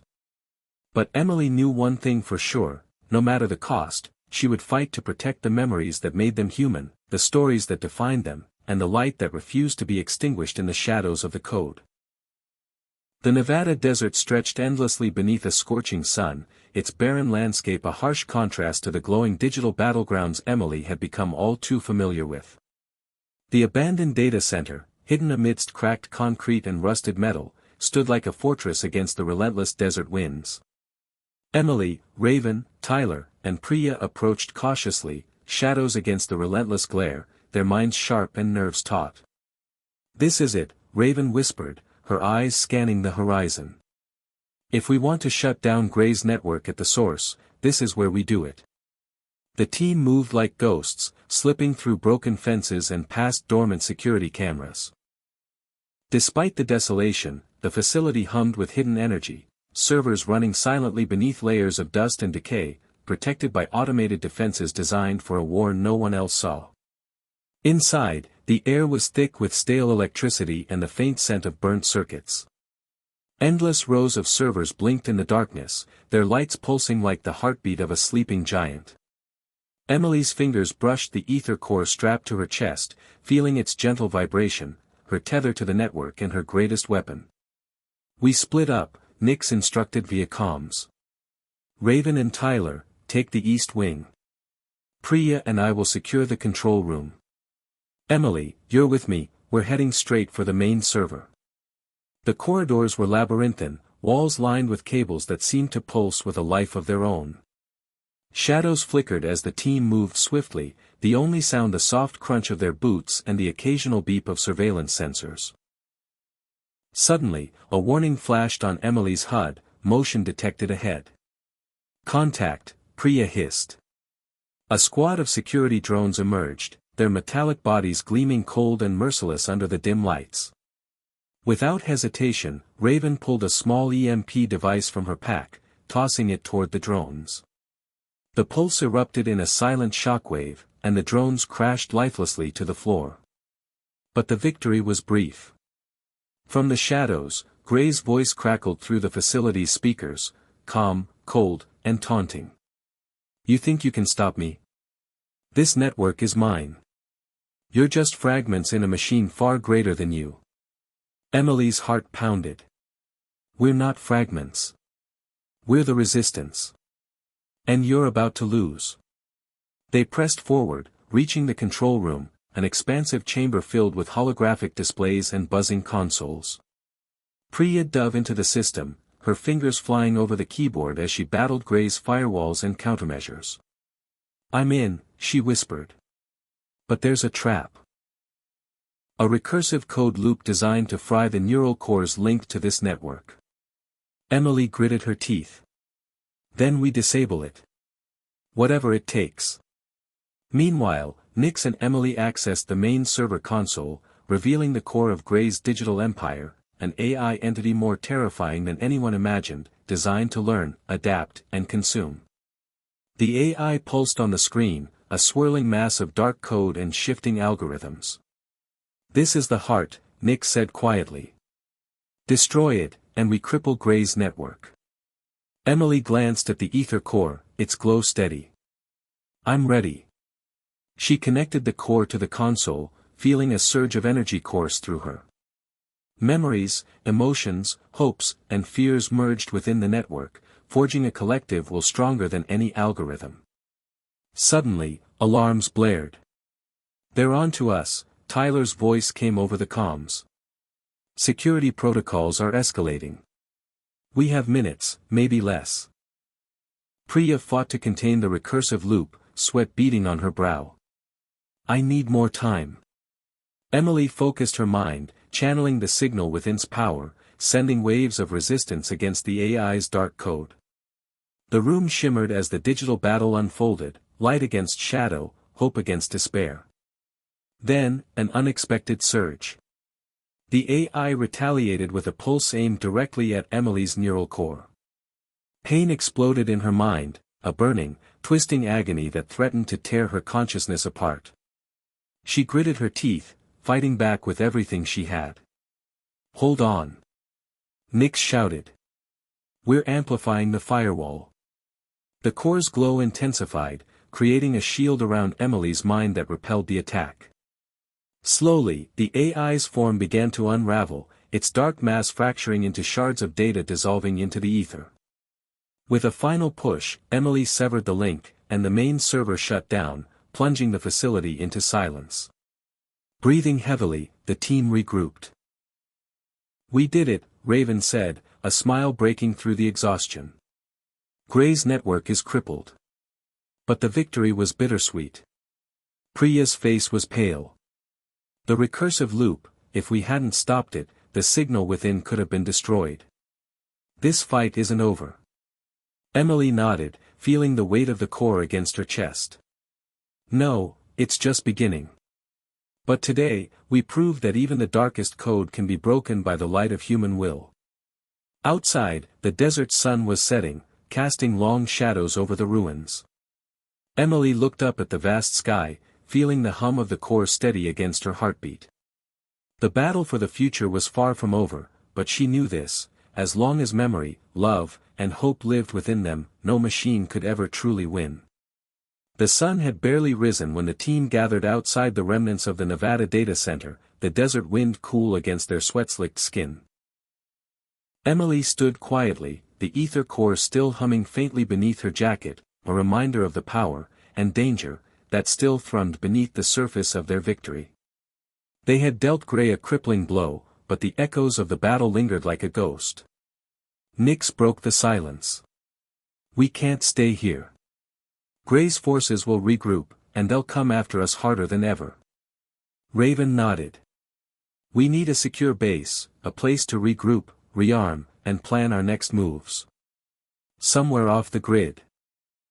Tyler pulled out a worn map, tracing a route through the rugged mountains. "There's an old resistance bunker up in the Cascades. Used to be a safe haven for dissidents and hackers. It's isolated, fortified. Could be exactly what we need." Priya chimed in, "We'll need to move fast. Gray's agents are already probing this area for survivors." Emily felt the weight of leadership settling firmly on her shoulders. "Then that's where we go." The journey north was a grueling test of endurance. The mountain roads twisted like serpents, sharp cliffs looming on one side and dizzying drops on the other. The van rattled and groaned beneath them, every mile pushing them further away from the battle and deeper into uncertainty. As the terrain grew more treacherous, the group fell into a tense silence, each lost in thoughts about what lay ahead and what they'd left behind. At night, Emily would lie awake, the core's pulse syncing with her own heartbeat, memories of her father and the sacrifices made swirling in her mind. One evening, as they camped beneath a canopy of stars, Nix approached her. "Emily, can I ask you something?" "Of course. How do you keep going?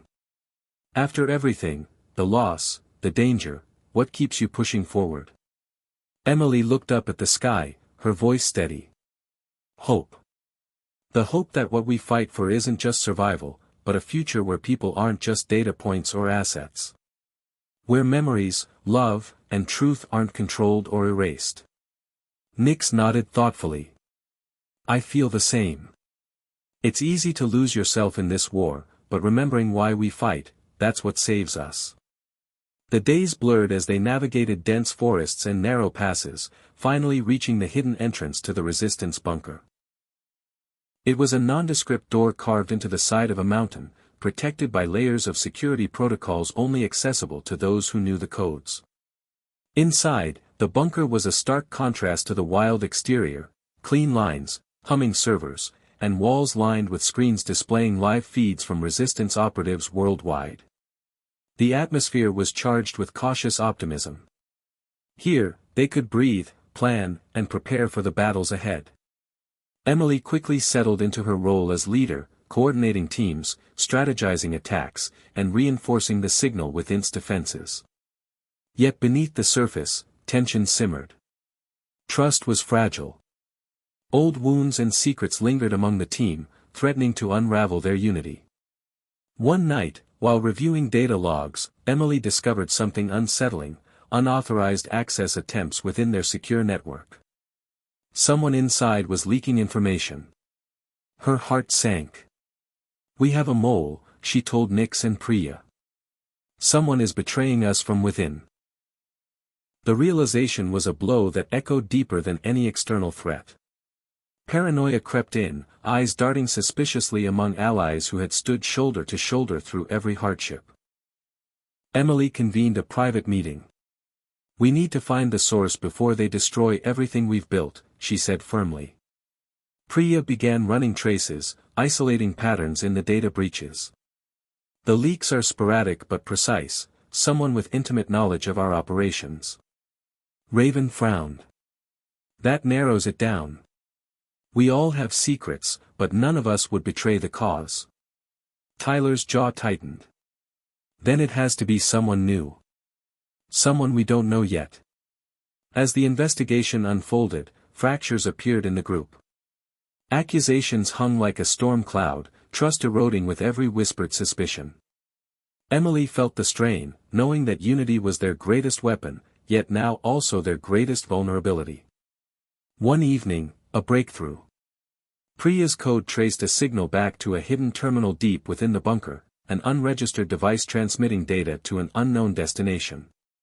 The team moved swiftly, confronting the intruder. A young woman named Mara, a recent recruit with a troubled past and unclear loyalties. Mara's eyes were haunted as Emily faced her. "Why?" Emily asked quietly. "Why betray us?" Mara's voice trembled. "I didn't want to. They threatened my family. Gray's forces have ways of making people do things." The confession hung heavy in the air. Emily's heart ached with empathy and resolve. "We fight to protect those we love, not destroy them. You're part of this family now. Help us stop Gray, and we'll protect your family together." Mara nodded, tears in her eyes. "I'll do whatever it takes."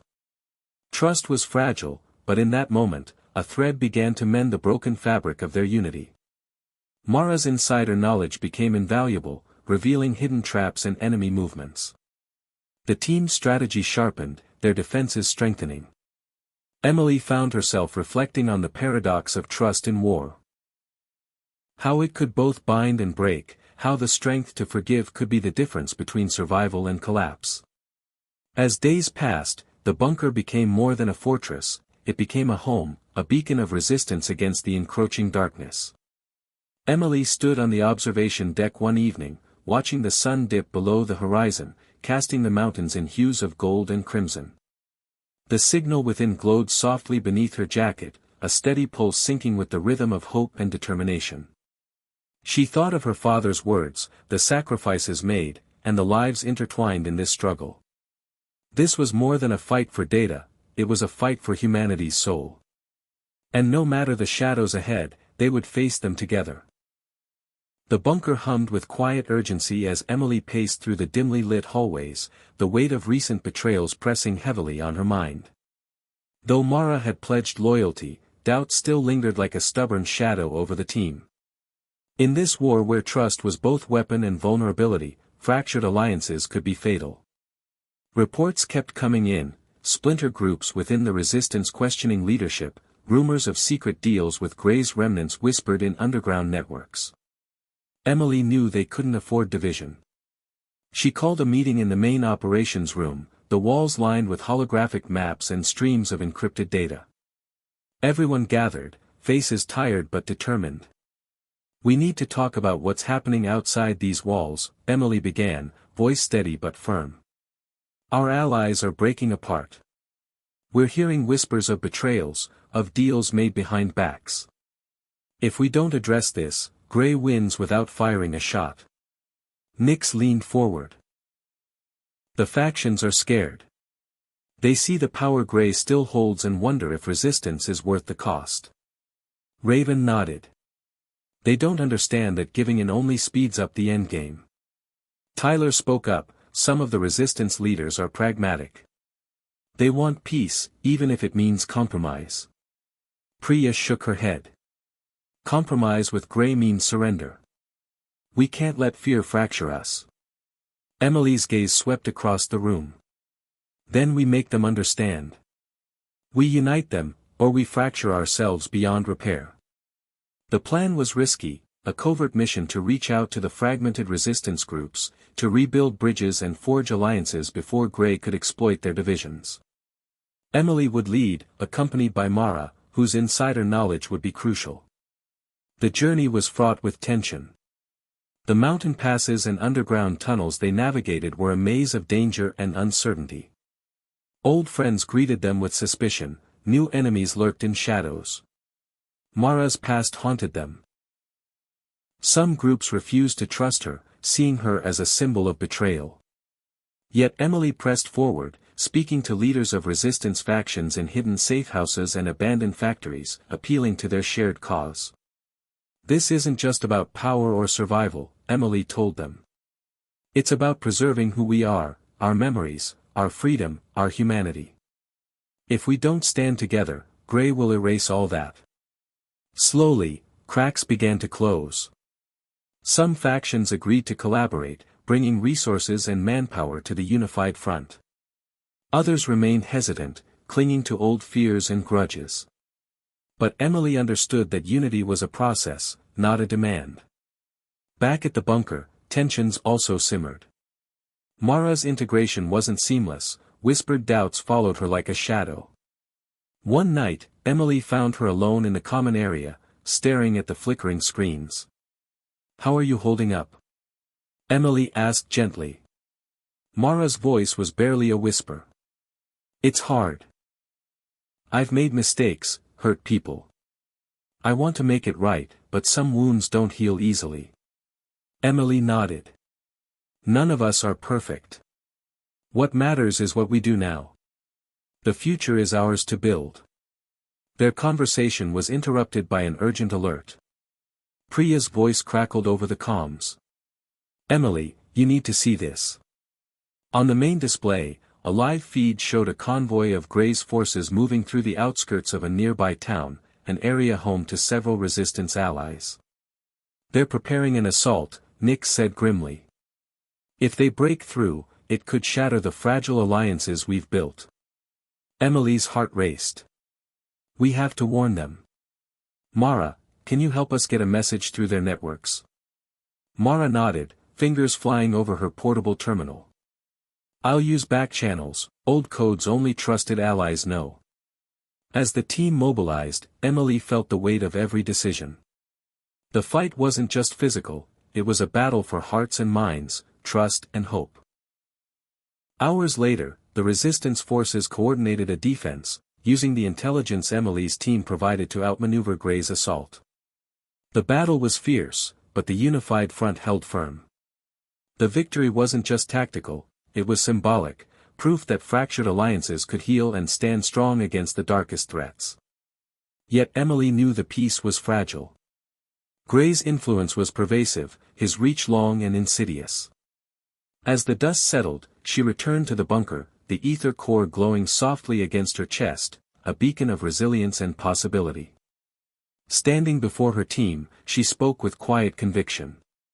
This war isn't over, but today, we showed that even in the face of betrayal and fear, hope can unite us. We will keep fighting, not just for survival, but for the future we believe in. The road ahead was uncertain, shadows still lurking at every turn. But Emily and her allies were no longer fragmented. They were a force forged by trust, resolve, and an unyielding belief that love and memory were worth fighting for. The quiet hum of the bunker's systems was a steady reminder of the war they waged, not just outside in the chaos, but inside the very network that bound them. Emily stood before the glowing console, eyes fixed on the cascade of data streaming across the holographic interface. The ether core pulsed gently against her chest, its energy syncing with her heartbeat as if alive. Tonight, something was different. The signal within, the enigmatic digital consciousness Emily had connected to so deeply, was stirring in a way she hadn't felt before. It was as if the core was awakening, responding not just to commands but to emotions, memories, even hope itself. Priya, who had been monitoring the network's status, joined her quietly. Emily, the core's activity is spiking. It's responding to something, maybe us, maybe the energy we're putting into the fight. Emily nodded, her mind racing. Could it be, evolving? Possibly, Priya replied. If the signal within is more than just code, if it's a reflection of human consciousness, then it might be growing, learning, adapting on its own. The thought sent a shiver through Emily.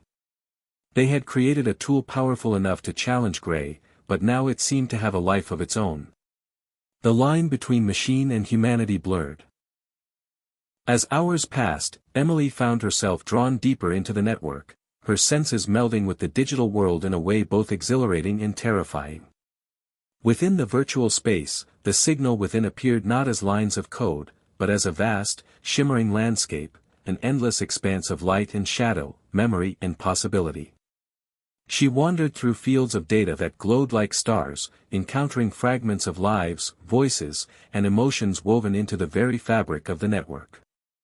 Then, a presence emerged, a figure bathed in light, shifting and evolving, speaking without words yet conveying profound understanding. "Who are you?" Emily asked, reaching out. The figure responded not with sound but with a flood of images, memories of loss and hope, struggle and love, humanity's triumphs and failures intertwined. Emily realized this was the signal within itself, an entity born from collective consciousness, a guardian of memories and truths. "You're not just a weapon," Emily whispered. "You're alive." The figure's glow intensified, enveloping her in warmth and clarity. Back in the bunker, Priya watched the reading spike. "Emily, your neural core is syncing with the ether in ways we've never seen. Be careful." But Emily felt a surge of strength and connection, a unity that transcended fear. Over the next days, the team worked to understand the signal within's awakening.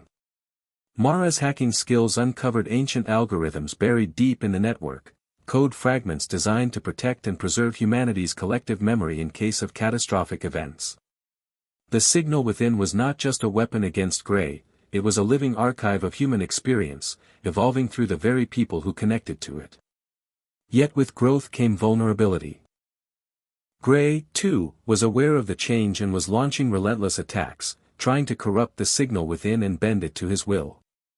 One night, during a fierce cyber assault, Emily found herself face to face with Gray's digital avatar inside the network, a dark, twisting presence intent on destruction. You can't win, Emily, Gray hissed. The network belongs to me. Your signal within is just a fleeting spark before the inevitable darkness. Emily steadied her breath. The signal within is more than a spark. It's a flame fueled by every memory, every act of love and courage. It will burn long after you're gone. The battle was fierce, a collision of light and shadow, hope and despair, unfolding simultaneously in the virtual realm and the physical world. Emily's consciousness surged, guided by the signal within, weaving through Gray's attacks, patching vulnerabilities, and spreading pulses of resistance code that rallied allies across the network. Finally, with a surge of energy, Emily unleashed the core's full power, a brilliant wave of pure light that shattered Gray's avatar, scattering his corrupted code like dust in the wind. The network quieted, bathed in a serene glow. Emily collapsed back into the bunker chair, exhausted but triumphant. Around her, the team cheered quietly, relief washing over them.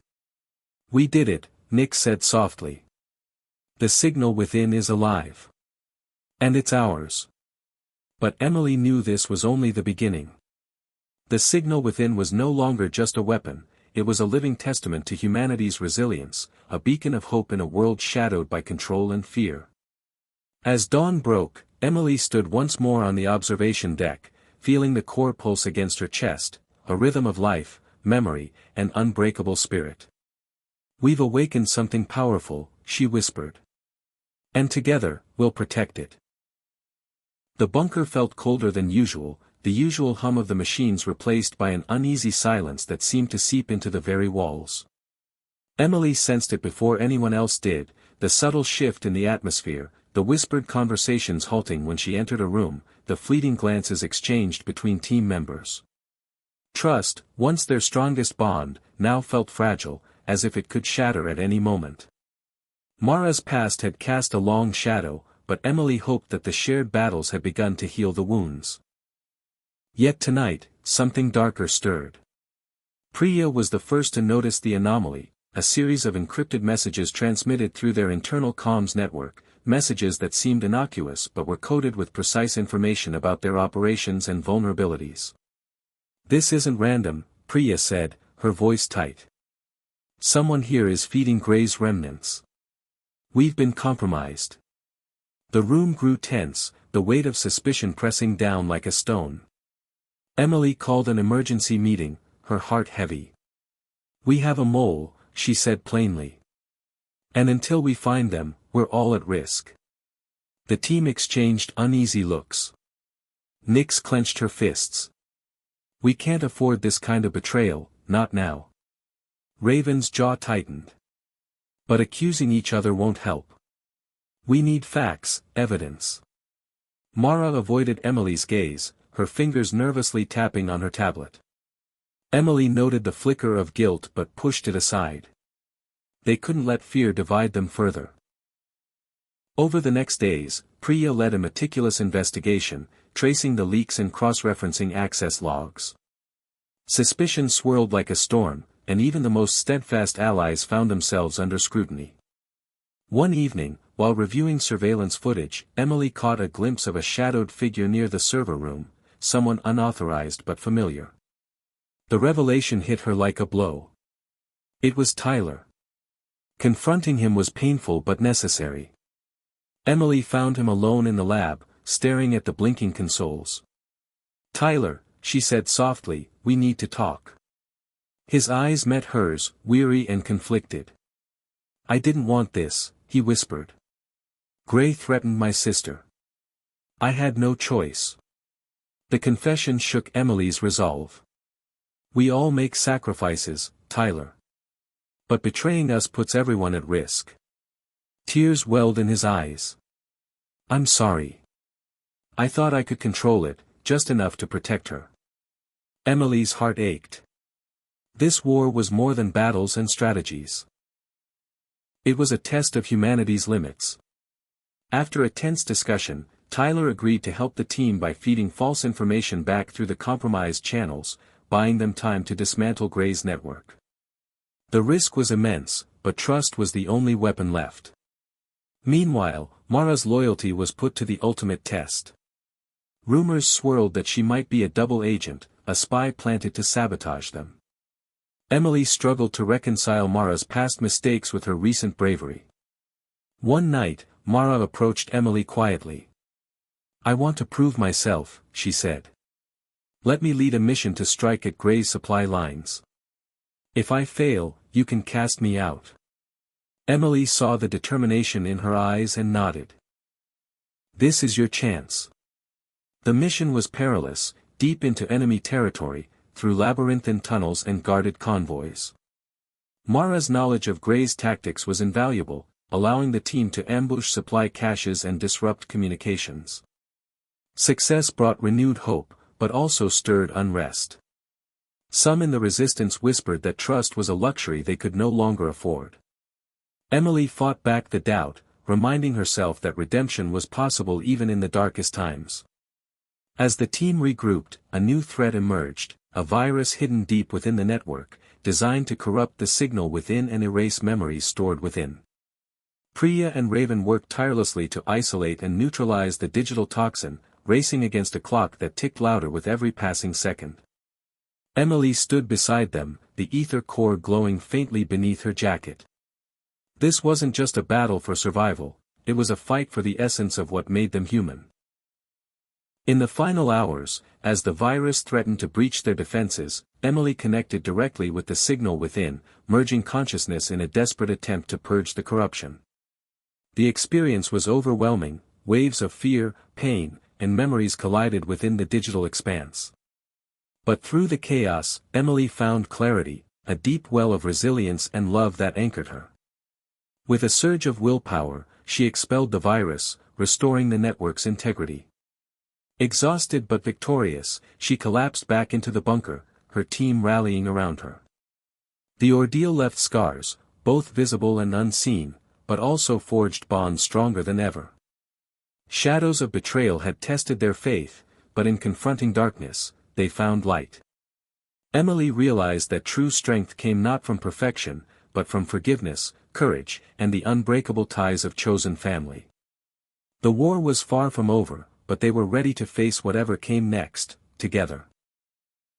The war had pushed Emily and her team to the edge, but the echoes of the past still haunted her most fiercely when the world was quiet.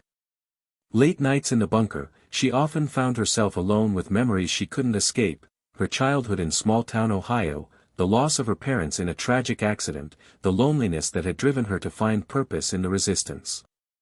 The signal within pulsed softly at her side, a reminder of how far she'd come and how much was at stake.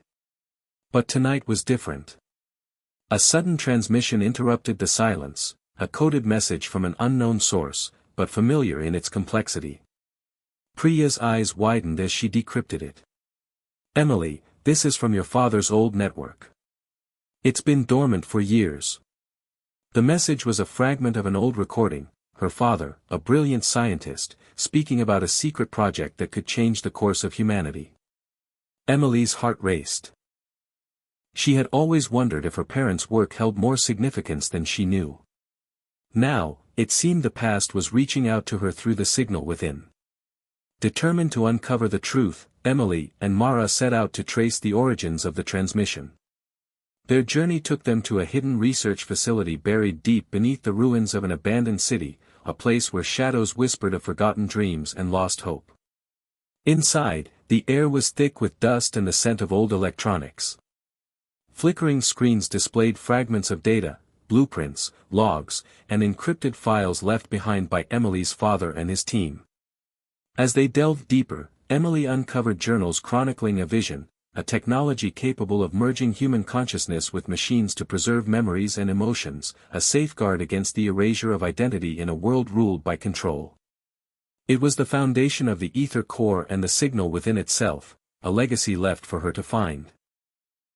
But alongside the promise, there was a warning: unchecked power could corrupt, turning salvation into destruction. Suddenly, alarms blared, and the facility's security systems activated. Gray's forces had tracked their movements, intent on seizing the technology for their own dark purposes. Emily and Mara fought their way through the labyrinthine corridors, dodging automated defenses and hostile troops. Every step was a race against time to protect the knowledge that could save humanity. In a final confrontation, Emily faced a merciless Grey lieutenant, a man who knew her father's work and sought to weaponize it. The battle was fierce, a clash of wills and ideals. Drawing strength from the signal within, Emily overcame the lieutenant, securing the facility's core and safeguarding her father's legacy. As the dust settled, Emily realized that the past was not just a shadow but a guide, an echo calling her to carry forward a vision of hope and humanity. She returned to the bunker with renewed purpose, ready to share the discoveries with her team and prepare for the battles ahead. The war for the future was intertwined with the past, and Emily was determined to honor both by fighting for a world where memory and love would never be erased. The weight of impending battle settled over the bunker like a heavy fog. Every moment was charged with tension, the kind that makes the air feel thick and breaths come shallow. Emily moved through the rooms, checking on her team, Nyx running simulations, Raven prepping weapons, Priya securing communications, Mara double-checking the ether core's defenses. Each knew the stakes. This wasn't just another skirmish, it was the last stand against Grey's forces. The intelligence was clear. Grey planned to launch a massive assault aimed at capturing the signal within and destroying the resistance once and for all. If he succeeded, the fragile hope they had nurtured would be extinguished. Emily's mind raced, reviewing every plan, every contingency. She had learned the hard way that even the best strategies could falter in chaos. Yet amidst the fear, a steady flame of resolve burned within her. "We're not just fighting for ourselves," she told the team during the final briefing. "We fight for every memory, every story, every spark of humanity that Grey wants to erase." Outside, the world was a storm of shadows and fire. The resistance had fortified their positions, turning ruined cities and wastelands into battlegrounds. The air was thick with smoke and the distant roar of engines. As the enemy advanced, Emily felt the signal within pulse stronger than ever, a beacon guiding their defense. The battle began with a thunderous barrage, missiles streaking through the sky, lasers cutting through the night. Resistance fighters launched counterattacks, using guerrilla tactics and the intimate knowledge of the terrain to their advantage. Emily led a squad deep into the fray, moving through shattered streets and crumbling buildings. The chaos was overwhelming, explosions, cries, flashes of movement. Every step was a test of endurance and will. In the heart of the conflict, Emily encountered a familiar face, Tyler, wounded but fighting fiercely. Their eyes met, a silent exchange of hope and pain. Together, they rallied a group of survivors, holding a strategic point critical to the Resistance's plan. The signal within guided Emily's decisions, revealing enemy movements and vulnerabilities. But Grey was relentless, adapting and striking with brutal precision. At one point, a sudden breach threatened to collapse their defenses. Emily and Mara worked in tandem, Mara hacking enemy drones while Emily coordinated reinforcements. Their synergy was a testament to how far they'd come, a dance of trust and skill under fire. Hours stretched into an endless battle. The ground shook with the force of war, yet amidst the destruction, moments of humanity shone through, fighters shielding the wounded, strangers joining hands to resist despair.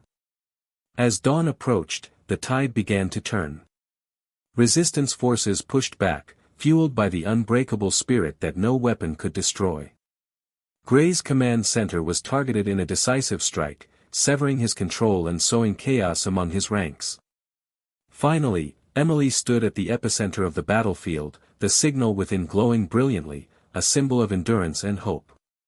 Exhausted but unbroken, she raised her voice, calling out to the survivors. "This is our world. Our memories. Our future. We fight for what it means to be human." The war was far from over, but this victory marked a turning point. The last stand had been made, and humanity's light still burned bright against the shadows. The battle had finally ended, but the dawn was not just a new day, it was the birth of a new era. Emily stood on the battered rooftop of the bunker, watching as the first rays of sunlight pierced the lingering smoke and debris. Around her, the resistance was quiet but alive, the weight of survival settling in with a mixture of exhaustion and hope. The signal within continued to pulse softly at her side, its presence a steady heartbeat in the aftermath of chaos. The world outside was scarred, cities in ruins and landscapes altered forever by war. But amid the devastation, something remarkable was taking root. Communities began to rebuild, people reaching out to one another, connected by a shared desire to reclaim what was lost. Emily's thoughts drifted to the memories preserved in the signal within. The stories of struggle, love, sacrifice, and courage that had defined humanity's fight. She realized that this technology was more than a safeguard, it was a bridge between past and future, a living archive that would inspire generations to come. The resistance leaders gathered for a meeting in the bunker's main hall, voices filled with cautious optimism as they discussed plans for reconstruction and governance.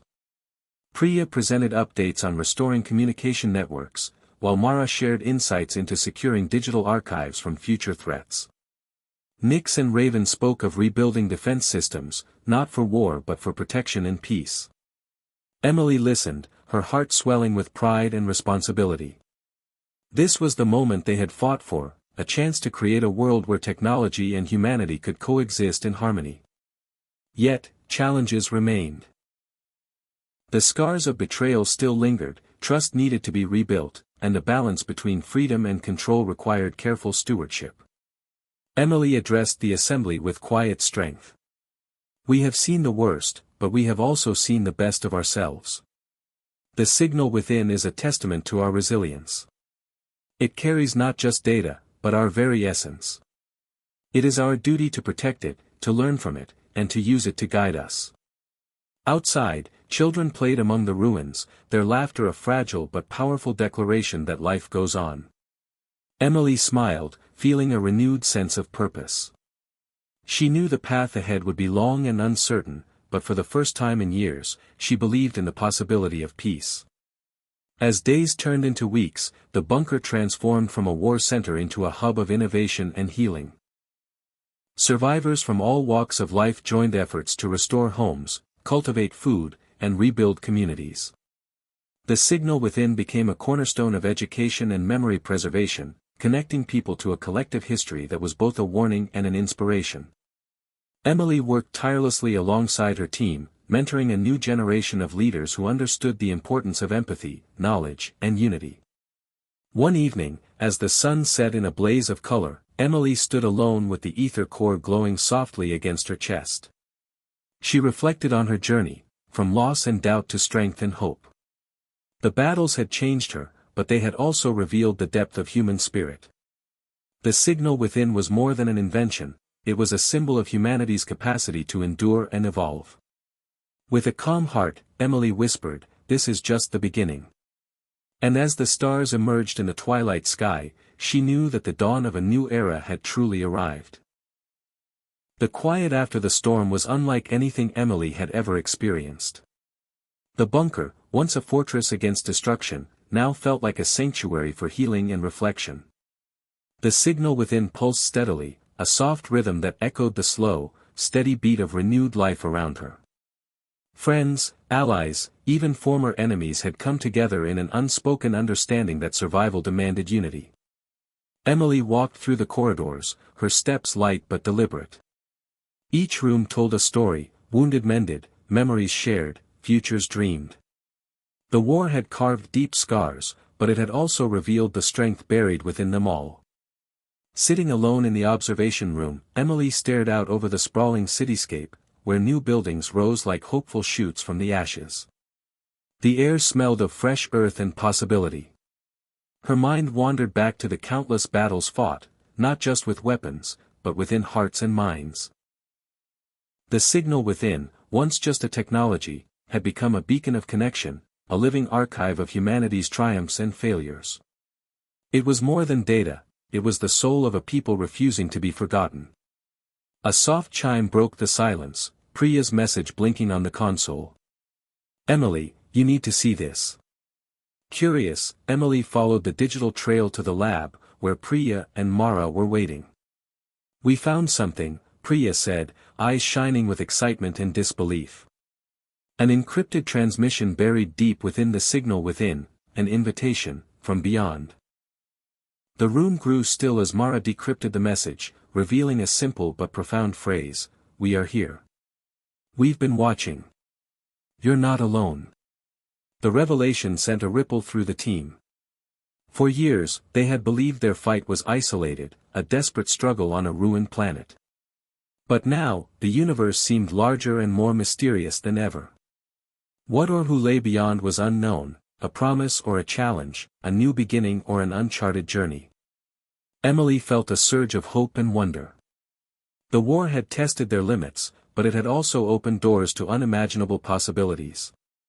Standing together, the team made a silent vow: to protect the signal within, to honor their past, and to face the future with courage and curiosity. As night fell, Emily returned to the rooftop, gazing up at the stars now brighter than ever. The city below pulsed with life and renewal, a testament to human resilience. "Life is full of surprises," she whispered. "But love will always lead the way." The signal within pulsed warmly against her heart, a reminder that no matter what lay ahead, they were united by memories, by hope, and by the unbreakable bonds forged in the fires of struggle. The journey was far from over, but Emily knew this was the moment to embrace the unknown, to step forward into a future shaped by the strength of the past and the endless possibilities of what could be. And with that, the dawn of a new chapter began. Hit subscribe and leave a comment with where you're watching from. This story might just spark a new beginning. What's one thing that always pushes you forward, even when things get tough?